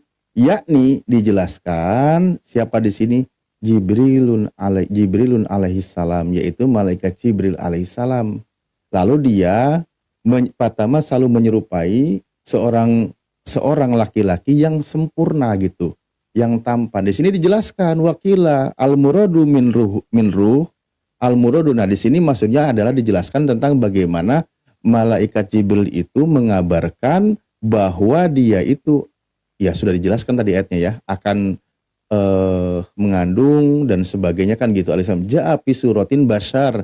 Jadi di sini dijelaskan datang malaikat itu dalam bentuk manusia gitu.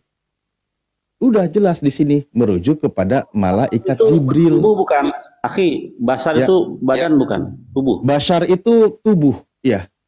Sama kayak bahasa Ibrani, basar ekhat. Iya, daging. Maksudnya daging di sini bukan kayak tapi lebih ke manusia gitu loh. Nah, betul dalam bentuk manusia, betul. Iya. Jadi kalau menggunakan kata bashar itu maksudnya manusia yang berjasad, ada jasadnya gitu. Jadi malaikat datang bentuk manusia gitu, ada tubuhnya, bisa diraba gitu. Kiranya itu sempurna, anggun, berwibawa dan simpati kan gitu ya Ustaz ya. Ya. Makanya kurang apa Tuhan, maka sehingga dia harus jadi manusia. Ada instrumen-instrumennya dia yang bisa jadi wakil dia untuk menyampaikan pesannya. Nggak perlu dia harus turun jadi manusia, ngapain? Kata mereka, pemilik, kalau Tuhan tidak bisa menjadi manusia berarti tidak maha kuasa.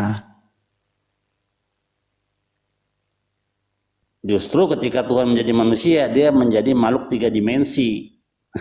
Panjang, lebar, tinggi bisa diukur. Justru kalau dia menjadi manusia jadi terbatas dia. 9 bulan itu mengendap dalam kandungan, ngapain gitu loh. Mana sih? Emang langsung berkumis, gede gitu, perkasa gitu? Enggak juga, melalui proses kok. Jadi bayi gitu. Mana sih?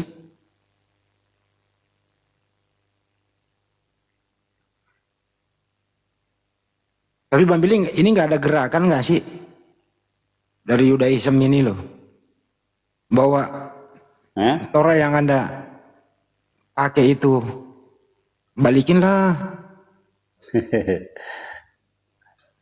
Iya, makanya kan itu aku udah bilang pergerakannya kan dimulai dari Rabbi Tovia sebenarnya. Terus ada lagi Rabbi yang di Kanada itu, Rabbi siapa ya?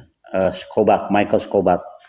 Ada itu atas reaksi daripada Jews for Jesus. Jadi pergerakan Kristen yang berusaha mengkonvert orang-orang Yahudi supaya masuk Kristen. Atas itu makanya Rabbi Tovia dan Rabbi Michael Skobach ini membuat antinya gitu, obatnya.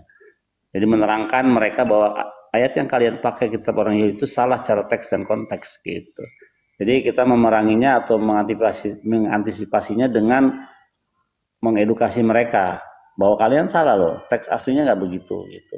Jadi tapi kita tidak memakai jalan kekerasan kecuali yang kemarin yang diludahi oleh beberapa oknum ya, orang Yahudi diludahi itu pun karena malah digamparin. Ya itu pun karena mereka tidak menghormati kebijakan hukum setempat gitu. Itu adalah tanah suci yang orang sudah punya Tuhan, dan Tuhannya bukan manusia, diajarkan untuk menyembah Tuhan yang bentuk manusia. Itu sudah melanggar hukum setempat sebenarnya. Ada nggak sih remaja-remaja gitu atau pada scholar-scholar lah Judaism gitu loh yang pelajari Kristologi supaya mereka paham bahwa dia punya kitab suci itu loh yang dipakai. Rabbi Tovia pertama kali baca PB itu ketika dia umur 18 tahun. Dan dia kaget setengah mati. Kok ini bisa begini mereka pemahamannya terhadap tanah gitu. Bahwa Yesus itu adalah Allah dalam bentuk Tuhan dalam bentuk manusia. Itu yang Rabi juga waktu awal baca umur 18 tahun dia kaget setengah mati loh. Ajarannya begini nih. Pakai kitabnya kitab orang Yahudi, makanya dia berusaha menjelaskan. Tapi kalau orang Yahudi yang lainnya mereka nggak peduli karena apa? Mereka pun sudah banyak pelajarannya dari umur 5 tahun ya sampai 18 tahun tuh Rabi baru kelar sekolah agama Yeshiva namanya atau Midrash, Bet Midrash. Oke lah kalau intern ya paham itu. Tapi maksudnya ini berusaha untuk meluruskan kan ini sembahannya loh Yudaism kan.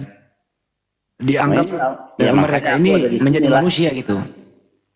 Makanya aku di sini berusaha menjelaskan kepada mereka bahwa kalian salah paham. Misalnya tadi roh alam melayang di udara, artinya Tuhan itu roh. Padahal bukan. Yang banyak-banyak yang lainnya. Gitu. Walaupun ada beberapa juga yang teman-teman Jewish di Indonesia tuh kurang suka gitu. Ya saya bilang, Rabi gua kan bukan lu, Rabi gua Tovia Singer, beda kita. Karena ada beberapa yang dekat ya dengan kekristenan, jadi ya mereka lebih nyaman di sana. Gitu. Pokoknya serba salah. Yang di TikTok kan cuman gua doang sama Andi di TikTok yang berani. Mereka nggak berani dan nggak suka gitu. Itu titik senteranya tentang Tuhan. Belum lagi yang lain-lain seperti dosa waris, Adam lah. Nabi Adam alaihissalam itu loh. Kita lihat tadi kan bagaimana mereka tetap menuduh Adam itu terkutuk ya. Itu kan gila. Padahal nggak ada ayatnya Adam terkutuk ya. Belum lagi menuduh Abraham mempunyai istri tidak sah. Iya kan di Alkitab mereka tertulis Hagar istrinya. Udah jelas bahwa itu adalah istrinya. Gimana? Enggak, aku nanya dong, dalam literatur Yahudi itu ada nggak malaikat itu dia berubah menjadi manusia gitu, berubah bentuk? Ada nggak kayak itu gitu? Di apa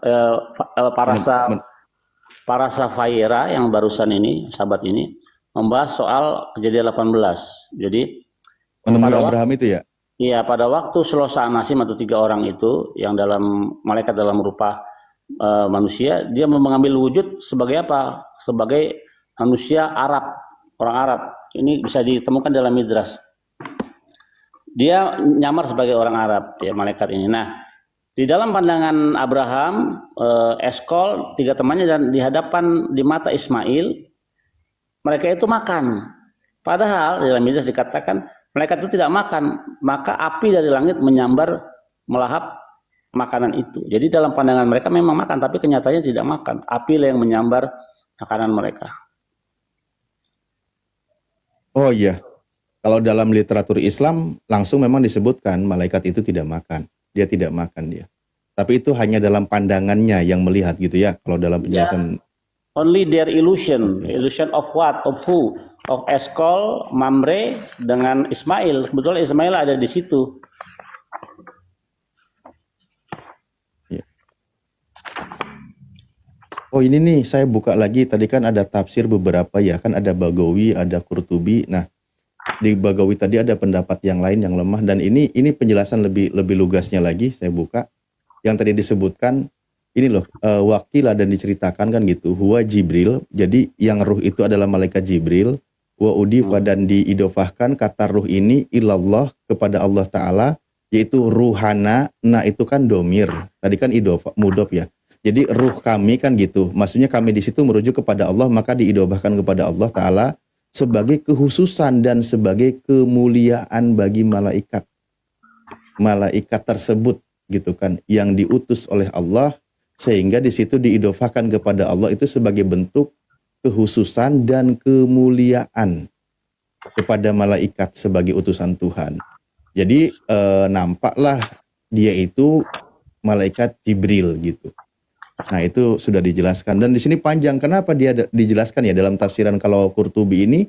Kenapa dia disebut sebagai dia menjadi manusia? Karena yaitu tadi di sini dia Maryam di sini tidak akan sanggup melihat seandainya tidak berubah bentuk gitu dalam bentuk malaikat, dia tidak akan sanggup untuk melihatnya, maka dia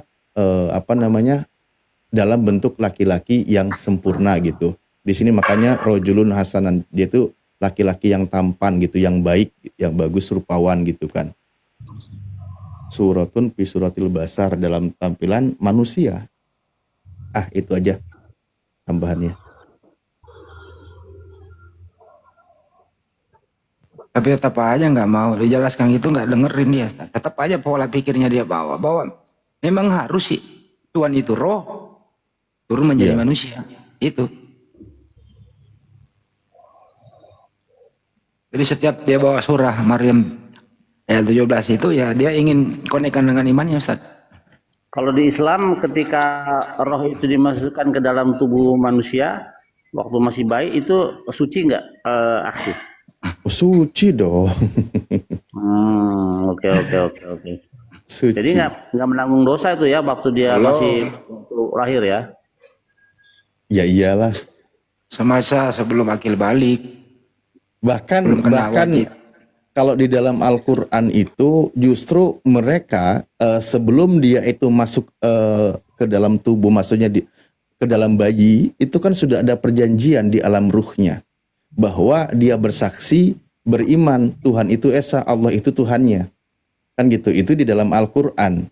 Nah makanya nanti dijelaskan di dalam Al-Quran, hadiskan di dalam Al-Qurannya surah Al-Mu'minun, bagaimana tahapan penciptaan manusia, lalu dijelaskan oleh Rasulullah ketika bayi itu usia 4 bulan, maka disitulah ditiupkan ruh kepada bayi tersebut gitu.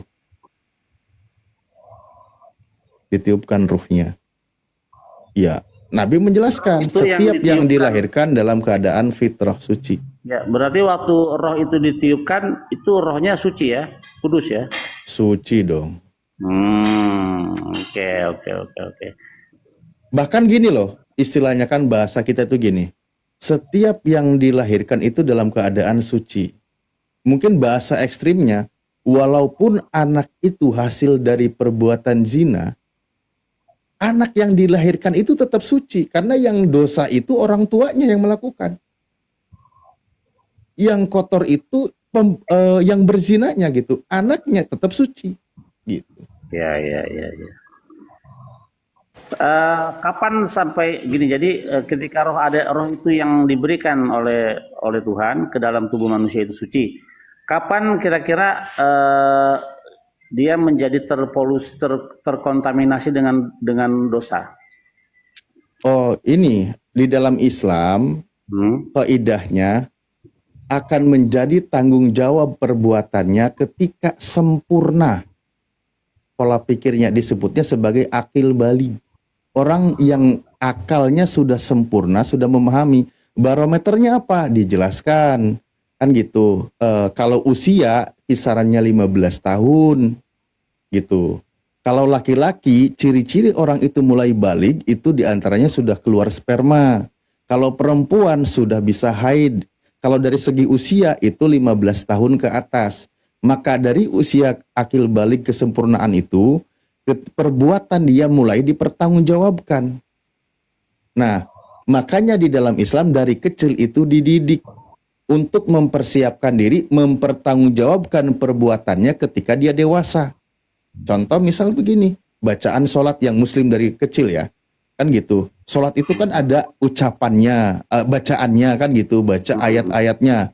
Nah, ketika dari kecil itu dididik belajar baca Al-Fatihah, makanya Al-Fatihah bisa kan gitu. Dia belum wajib, tapi dia sudah harus belajar bisa. Kenapa? Ketika nanti mencapai usia balig, usia pertanggungjawaban amal perbuatannya, di situ dia sudah tidak belajar lagi, tinggal menjalankan gitu. Oke.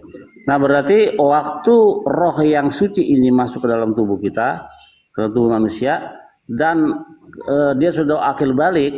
Nah, kira-kira yang terpapar dosa itu tubuhnya ini atau rohnya atau kedua-duanya bertanggung jawab atas dosa pelanggarannya atau menjadi dosa? Rohnya saja atau tubuhnya saja atau dua-duanya?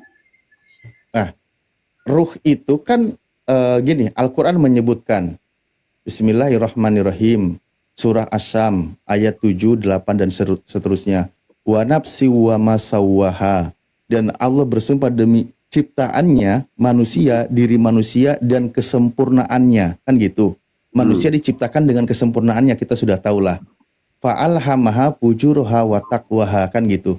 Maka diilhamkan, diberikan pengetahuan ada jalan yang baik dan ada jalan yang buruk. Nah, nanti jiwa manusia yang bisa memahami mana perbuatan baik dan perbuatan buruk, nah itu kan nanti dohiriyah tubuhnya ini kan berbuat, melakukan kejahatan, maka ketika dia di situ ayat berikutnya, maka qad aflaha man zakaha wa qad khaba man dasaha, maka orang itu akan selamat kalau dia membersihkan atau bertakwa, menjalankan perintah Tuhan. Jadi dia tidak mengikuti hawa nafsu amarah yang mendorong kepada keburukan, maka dia itu selamat. Maka kalau orang itu mengikuti hawa nafsunya yang cenderung kepada kejelekan, mengikuti perbuatan buruk, maka orang itu celaka.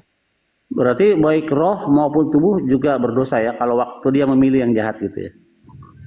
Tubuh itu kan media untuk melakukannya atas dorongan dari ruhnya. Makanya ketika dalam kaidah Islam itu kan ada kata ruh, ada kata nafas. Nah, itu lebih jauh lagi sih. Nanti kalau nafas itu kan diri seseorang kan. Itu nafas. Kan bahasa kita itu kan ada bahasa gitu, diri pribadi. Nah, itu kalau diri itu ruh orang yang sudah diberikan oleh Tuhan, namanya fuadah, rasa yang paling dalam yang bisa mengenal Tuhan gitu. Jiwa seseorang gitu kan. Nah, seperti itu. Nanti dia sudah mengenal, tahu, sudah dikenalkan, tahu mana yang baik dan mana yang buruk. Nah, nanti media melakukan perbuatan baik dan buruknya itu kan ketika ada tubuh ini bermaksiat gitu. Iya, maksud aku rohnya itu roh yang suci yang diberikan oleh Tuhan itu ketika dia sudah akil balik, apakah itu dihitung berdosa juga atas perbuatan tubuh? Ya, itu kan yang dipertanggungjawabkan, yang kembali itu kan ruhnya, jiwanya. Yang berdosa. Ya, Al-Quran menyebutkan Bismillahirrahmanirrahim, ya ayat Tuhan nafsul mutmainnah, wahai jiwa-jiwa yang tenang. Nah, itu jiwa, itu kan ruh yang sudah melakukan amal perbuatan melalui media tubuhnya kan gitu. Nah, betul. Maka dipanggil yang melakukan perintah Tuhan penuh dengan kebaikan, maka dipanggil tuh. Jadi kematian umat Islam itu, dia itu orang yang beriman ya, yang melakukan perintah Tuhan atau bertakwa itu dipanggil oleh Tuhan penuh dengan kemerduan. Ya ayat Tuhan nafsul mutmainnah, wahai jiwa-jiwa yang tenang. Diajak pulang oleh Tuhan, irji'i ila rabbiki radiyatan mardiyah. Sini kembali kepada Tuhanmu, sini kembalikan gitu. Jadi kematian di dalam Islam itu bagi orang-orang yang beriman, yang bertakwa, itu justru sedang dipanggil oleh Tuhan kembali sini ke kampung abadimu nanti gitu. Ustaz, aku nambahin Ustaz. Yuk. Iya Bang Bil, ada dosanya. Itu kan siksa kubur itu yang disiksa kan ruhnya itu, bukan jasad. Ya, betul-betul. Kalau itu aku setuju, karena di dalam sumber Judaism dikatakan ketika orang di dalam kubur ditanya begini, si badan bilang ini, oh saya nggak bisa melakukan apa-apa tanpa roh. Saya mati tanpa roh. Oke, ditanya kepada roh, kenapa kau begini? Loh, saya nggak melakukan apa-apa, badan yang melakukan. Disatukan lagi mereka di dalam kubur untuk menerima, nah, reward and punishment begitu. Oh, dia ada gitu juga? Ada. Mantap. Berarti yang tadi roh yang aslinya itu adalah murni dan bersih, suci, akan terkontaminasi kotor ketika tubuh ini memilih jalan yang salah atau bergerak ke arah yang bertentangan dengan Tuhan. Begitu ya kurang lebih ya, Kores. Oh, mantap. Bang Mil, aku mau nanya satu nih. Ya. Tolong kasih tahu apa nama goa di mana Musa mendapatkan wahyu. Nah, itu kan udah gue kirim ke lu videonya. Iya dong, ayo. Yang ini belum pada tahu soalnya, kasih paham. Tunggu bentar, gue mesti ke situ dulu nih. Lu dah yang kasih tau dah, gue udah lupa ini cek linknya kemarin tuh. Gua nanya, makanya gua nanya karena gua lupa. Tunggu bentar, gue lupa. Gue udah share ke lu tuh. Tunggu bentar. Sabar. Gue harus cek WhatsApp juga berarti. Itu Rabi ini yang ngomong itu kemarin, Rabi Moshe Dror, yang gue kirim sama lu. Oh, yang ini. Oh iya, ini keras banget ini sama misionaris ini. Tahu gue Rabi ini. Dipagan-paganin itu Tritung.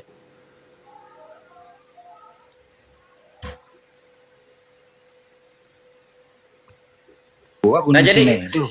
Di Gunung Sinai itu kan gede gunung itu Bang Handi. Nah ketika diturunkan Torah kepada Nabi Musa alaihissalam dalam keimanan Yahudi itu ini posisinya itu bukan di lembah atau di padang rumputnya di gunung, enggak, di goa-goa juga. Gitu. Nah itu Bang Mir punya datanya tuh. Oh itu di Keluaran 3322 tuh. Keluaran 3322. Oh, mudah sekali. Keluaran. Ya nih. Ada guanya di sini. Ada lubangnya. Apabila kemuliaanku lewat, maka aku akan menempatkan kau dalam lekuk gunung itu, dan aku akan mendudungi kau dengan tanganku sampai aku berjalan lewat. Mana gua? Itu kalau bahasa, coba baca bahasa Inggrisnya.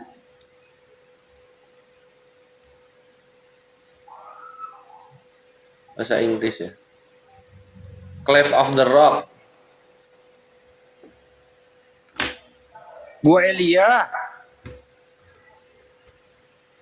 Coba ketik aja itu di situ. Nah, Elia sama Musa itu guanya sama. Iya, gua Elia namanya. Disebut Horeb.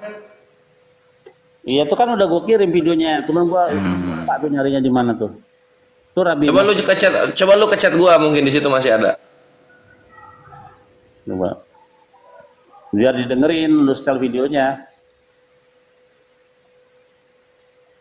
Gimana caranya ya?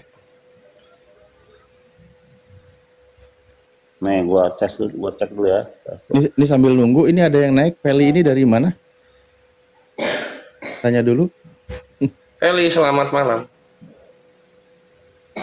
Oh ini, nah jangan diputer. Ini nanti diskon, Bang Bil. Video ya? Gua kira Safari ya. Enggak, di itu aja, didengerin aja. Bisa di. Oh iya. That man Moshe built himself for years. And only when he was 80 years old, he saw Hashem first time in his life. All his first 80 years were full of dedication, without seeing a spiritual sight in his lifetime. Only when he was 80 years old, he chased after a young calf that ran from his herd and ran towards a cave inside Mount Sinai. He didn't recognize the mountain. It was before the great revolution of light of Hashem on Mount. Jadi lagi ngejar domba, masuk goa. Dalam goa, nah disitulah langsung dikasih wahyu gitu. Ini kata rabinya. Rabi siapa nih? Rabi Dror. D-R-O-R. Ya. Gitu ikhwan. Jadi baik Nabi Musa maupun Nabi Muhammad SAW, ya. Gua apa namanya tadi? Nggak ada namanya. Ini gue juga nyari nama-nama guanya nggak nemu. Ya, yang gua tahu itu gua Elia sama gua Musa di puncak Gunung Sinai. Guanya sesuai nama orangnya ya? Iya, sesuai nama orangnya. Jadi tadi gimana? Tadi penjelasannya lagi ngejar domba gimana? Lagi ngejar domba, dombanya masuk goa. Musa ikut ke goa. Nah, ketika dia di goa, langsunglah di situ diberikan spiritual insight, diberikan penglihatan gitu. Penglihatan Tuhan gitu. Langsung revealing di situ tuh. Revealing itu apa ya? Dibukakan, diwahyukan.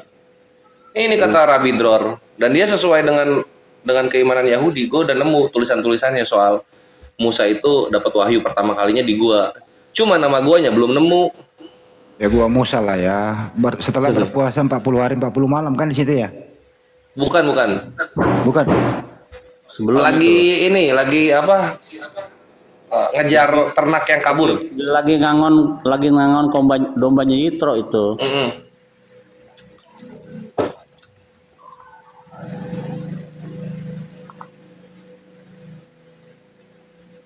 Kalau ada orang nggak percaya dia tuh. Iya, karena sama kayak Islam.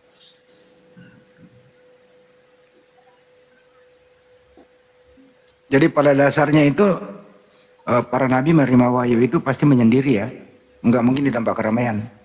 Ya betul. Kalau rame-rame lagi BLT ya. Kalau rame-rame itu bagi bansos.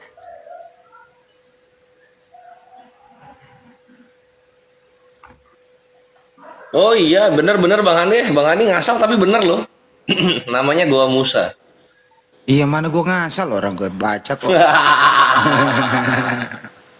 Gua Musa sama Elia. Kalau Elia itu dia berlindung juga. Elia sama 40 hari 40 malam dia perjalanannya. Jadi ada dua pintu, Kres. Pintu kecil. Elia tuh yang ngasih makan burung. Pintu kecil menghadap timur, memiliki prasasti kuno, bahasa Yunani dan Armenia. Kok ada bahasa Yunani sih sama Armenia di situ? di pintu kecilnya gua itu.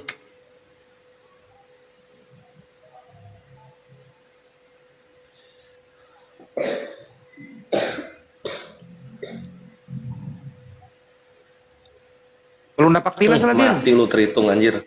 Mati Gunung terhitung Sinai, ini. Ada Bil, di masih situsnya ada Kristen. Bil, masih ada nggak Gunung Sinai sekarang? Nah, itu kalau menurut Rabi Tofia, Gunung Sinai yang asli itu di Arab Saudi. Karena kan nggak mungkin, kan keluar dari Mesir. Masa masuk lagi ke Mesir? Kalau Gunung Sinai itu di Mesir, mereka keluar dari tanah Mesir. Masa tiba-tiba menerima wahyunya di Mesir? Logikanya begitu. Jadi Gunung Sinai di Arab Saudi ya? Iya. Yang asli itu di Res. Ilmu baru, Res. Hati-hati lo, Res. Yang ini udah tahu ya gini. Enggak, logika aja, kan keluar dari tanah Mesir. Lagi dalam perjalanan kok tiba-tiba menerima Torah di Gunung Sinai ke Mesir lagi. Gimana?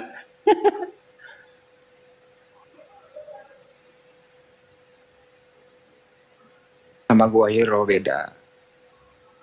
Tapi sama-sama Jabal. Jabal Sinai namanya kan. Itu bahasa Arabnya Bang Billy, Jabal Sinai. Oh, nama itunya. Ya. Jabal itu gunung. Dia salib ya? Iya. Makanya kalau kita ingat ayat Al-Qur'an itu kan ini surat At-Tin itu kan watini wazaituni waturi sinina, bukit Tursina itu maksudnya. Nah, jadi di situ mengisyaratkan Allah itu menurunkan wahyu, ada yang pernah kepada Nabi Musa, ada yang pernah kepada Nabi Musa, ada yang pernah kepada Nabi Muhammad SAW gitu. Iya, itu kita di Al-Quran apa? Ilyas ya? Iya, Yulia.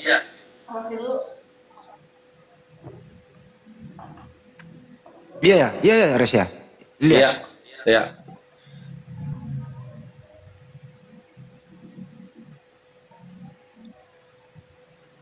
Pertanyaannya ini Kristen kok nongol-nongol ke arah-arah situ loh. Ada lagi Esra Soru, napak tilas ke sono. Tujuannya apa coba?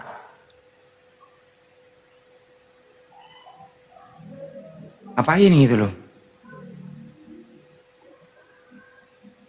Oh, jadi ada 2 gua musanya. Ada 2 gua.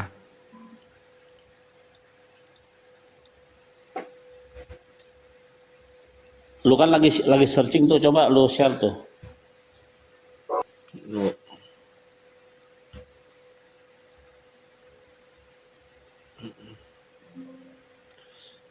Jadi dia itu 40 tuh mana sih 40?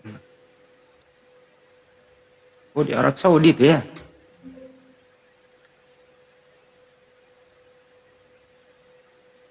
Oh, Keluaran 24. Buka aja dulu, Res. Gambarnya itu gua ada kok. Res. Nih, there are 2 caves at the peak of Sinai. Ada 2 gua. Di situ situs Kristen itu. Holy Summit nih. Iya, SinaiMonastery.com itu. Nih. Yoi. Bacain Res, bacain Res. Nah ini ya. Nih, ini tuh goa-goa Musa. Jadi ada 2 goa di puncaknya Sinai yang dihubungkan dengan Nabi Musa. Yang pertama itu lokasinya di selatan dari keberadaan chapel. Chapel ini Kristen yang bikin ya. Dan ini dihubungkan dengan berdiamnya Musa di puncak gunung di mana dia berpuasa selama 40 hari 40 malam waktu nunggu Torah. Nunggu Torah turun. Ini bisa dicapai dengan tangga. Pintunya menghadap timur dan dalamnya gua itu tuh 2 meter. Nah, dan di pembukaannya ditemukan inskripsi dari Kristen milenial awal-awal dalam bahasa Yunani dan bahasa Armenia. Lalu goa yang kedua ini sebenarnya adalah lekuk gunung, terdapat di sebelah utara dari chapel sekarang. Dan ini dihubungkan dengan tempat di mana Musa disembunyikan oleh Tuhan, dari mana dia akan dilewati oleh kemuliaan Tuhan, sebagaimana yang tertulis di Keluaran 33:22. Tada, goanya dibikin begini. Ini nih gua. Nah, yang ini nih. Jadi ini goanya nih, dibikinin gerbang. Ada salibnya tapi. Gedein host, gedein host biar pada lihat. Udah, ini udah gede ini. Tuh ada salibnya, Ikhwan, ini salib ya. Salib, ada lonceng. Inilah chapel tuh. Masuk ke sini ke dalam nih, goanya tuh. Nah, dalam sampai dalam sini. 2 meteran gitu. Kalau yang gua temuin penafsiran satu Raja-Raja pasal 19, satu Raja-Raja 19. Itu Elia punya itu, udah tertulis gua, Bang Handi. Ini dia nih. Ini guanya. Ini guanya nih. Elia punya nih. Iya.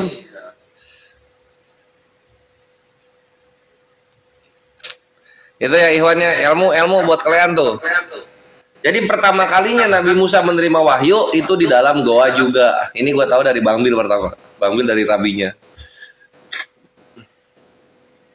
Tapi itu Sinai versi Mesir ya. Iya, ini Sinai versi Mesir gitu.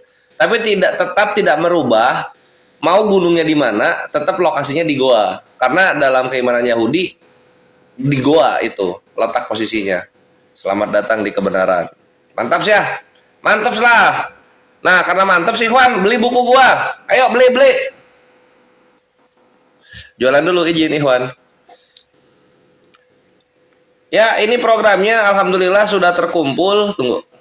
118 buku Ikhwan, 182 lagi kita akan ke Bandung untuk menyerahkan 300 buku yang kita janjikan untuk umat. Satu bukunya 100.000. Aku tuh berharap Ikhwan kalian itu ketika wakaf, Kore saya mau 10 buku, gitu. Kore saya mau 25 buku, kayak kemarin Ukhti Norio ya. Jazakillah khairan katsiran bil jannah Ukhti. Beliau langsung beli 20 Ikhwan. Jadi mempercepat program ini beres. Karena ini udah jalan 3 mingguan. Nah, tunggu. Ini udah 118 buku. Tafadol silakan kalian yang ingin mewakafkan buku ini buat santri bisa chat Kores atau DM Kores. Nanti aku kasih nomor WhatsApp aku di DM gitu. Ya. Satu bukunya 100K. Satu bukunya 100K. Gas wakaf. Kores, saya mau wakaf 5, saya wakaf 10, saya wakaf 30. Wah, alhamdulillah cepet kelar gua. Alhamdulillah. Tapi kalau misalnya seikhlas-ikhlasnya, Kores cuma mampu 1, Kores saya ridhonya cuma 1, nggak apa-apa, aku tampung Ikhwan. Yang penting cepet kelar.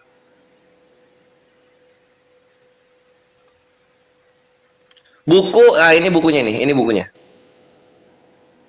Nah, nanti buku yang akan diwakafkan kepada santri-santri di pesantren Darut Tauhid ini yang berhubungan dengan dunia kita sekarang, yaitu jawaban tuntas fitnah terhadap Islam jilid 1, temanya ketuhanan. Penulisnya Sadwafi sama Akimoto, disponsori oleh Apologet Islam Indonesia.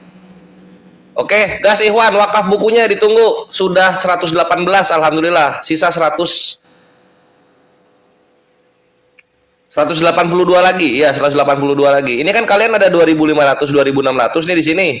Gas kalian wakaf buku, gitu. Mantap, mantap. Ditunggu ya Akhi Ninja dan yang lain. Thank you Ikhwan. Lanjut lagi.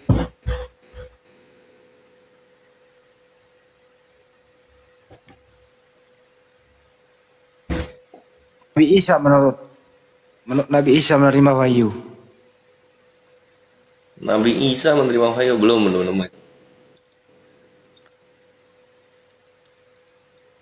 Kalau menurut mereka kan Yesus itu tidak menerima firman karena dia firman itu sendiri kan gitu.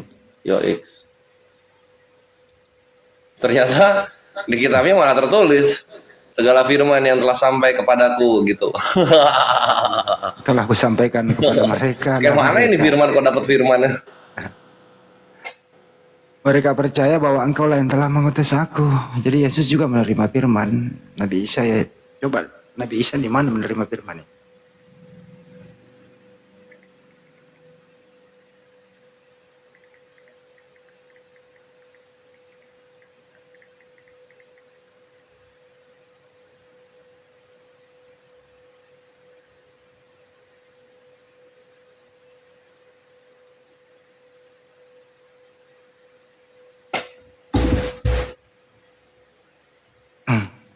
Nggak ada ya.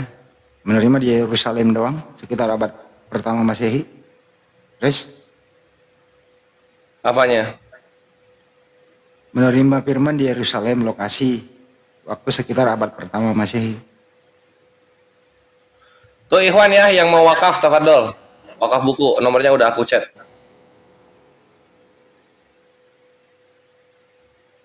Gue Elia Miron ada bang, clear ya. Apa itu maksudnya?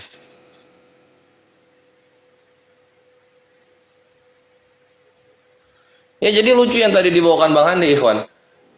Yesus diklaim sebagai firman Allah, tapi dia dapat firman juga gitu. Jadi gimana ini firman dapat firman?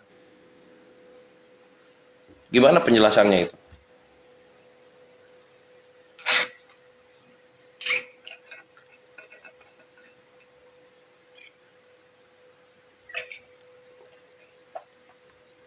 Si Ali tuh udah bapak-bapak ya. Gue kira masih muda loh. Bapak-bapak belum mantap jati dirinya. Akhirnya mantap di Islam. Alhamdulillah. Beli bukunya buat saya sendiri bisa? Enggak. Aku tidak menganjurkan, tapi bisa aku bantu. Fadol, akhi. Lebih afdol, satu buat santri, satu buat pribadi. Gitu tuh, afdol itu.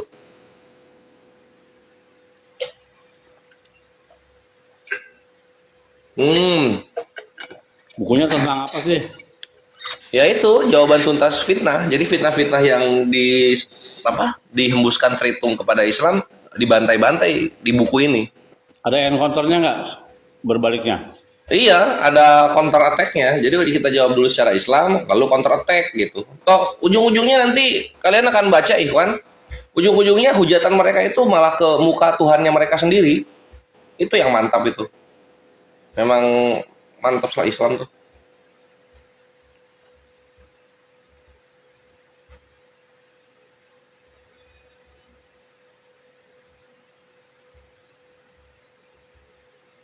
Ada nggak sih si Peli ini? Peli ngomong dong. Peli.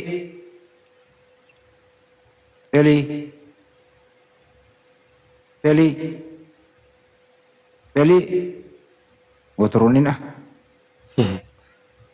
Numpang tidur.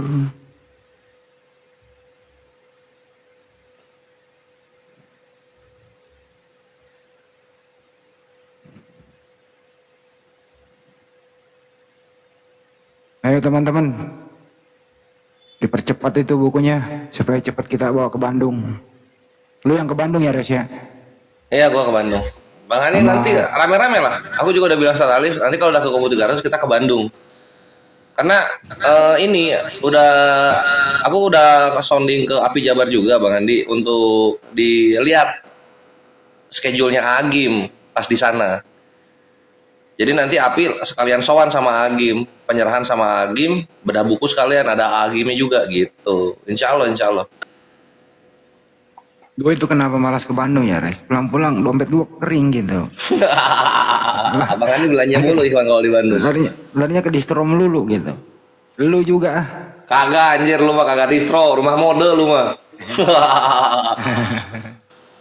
Tapi emang bagus-bagus barangnya rumah mode. Factory outlet yang aku approve itu rumah mode kok. Sisanya tuh kurang. Enaknya tuh rumah mode itu ada kafenya sambil nongkrong. Ini Bang Bil, gua udah di Bandung di Jakarta 15 tahun kagak ketemu sama Bang Bil ini Bang Handi. Tahu tuh. Kapan lah ayo. Lu Jakartanya di mana sih Bang Bil? Gue di Depok, tapi gue kerjanya di Gatot Subroto. Di mana itu Gatot Subroto? Ya udah nanti. Gedung Yamaha itu samping Plaza Semanggi. Ya udah. Semanggi itu di mana sih? Kita ngopi di daerah ini, kawasan ini apa? Oh jadi lupa sih. Sudirman. Ya boleh di situ. Di situ loh komplek Mega Kuningan. Oh bisa deket. Ya. Mega Kuningan itu dia Jakpus ya jatuhnya ya? Selatan udah itu Res. Yang Oh itu Jaksel. Oh iya. Ya udah Bang Handi yang ini ya, yang calling ya. Kapan kok nongkrongnya? Yang tempat itu kemarin sama Banji bilang sama Banjuma terakhir. Ya, yang baru lagi lah. Bosan nih situ. Asik di situ, enak. Kenceng rokoknya tapi AC-nya dingin banget. Iyalah.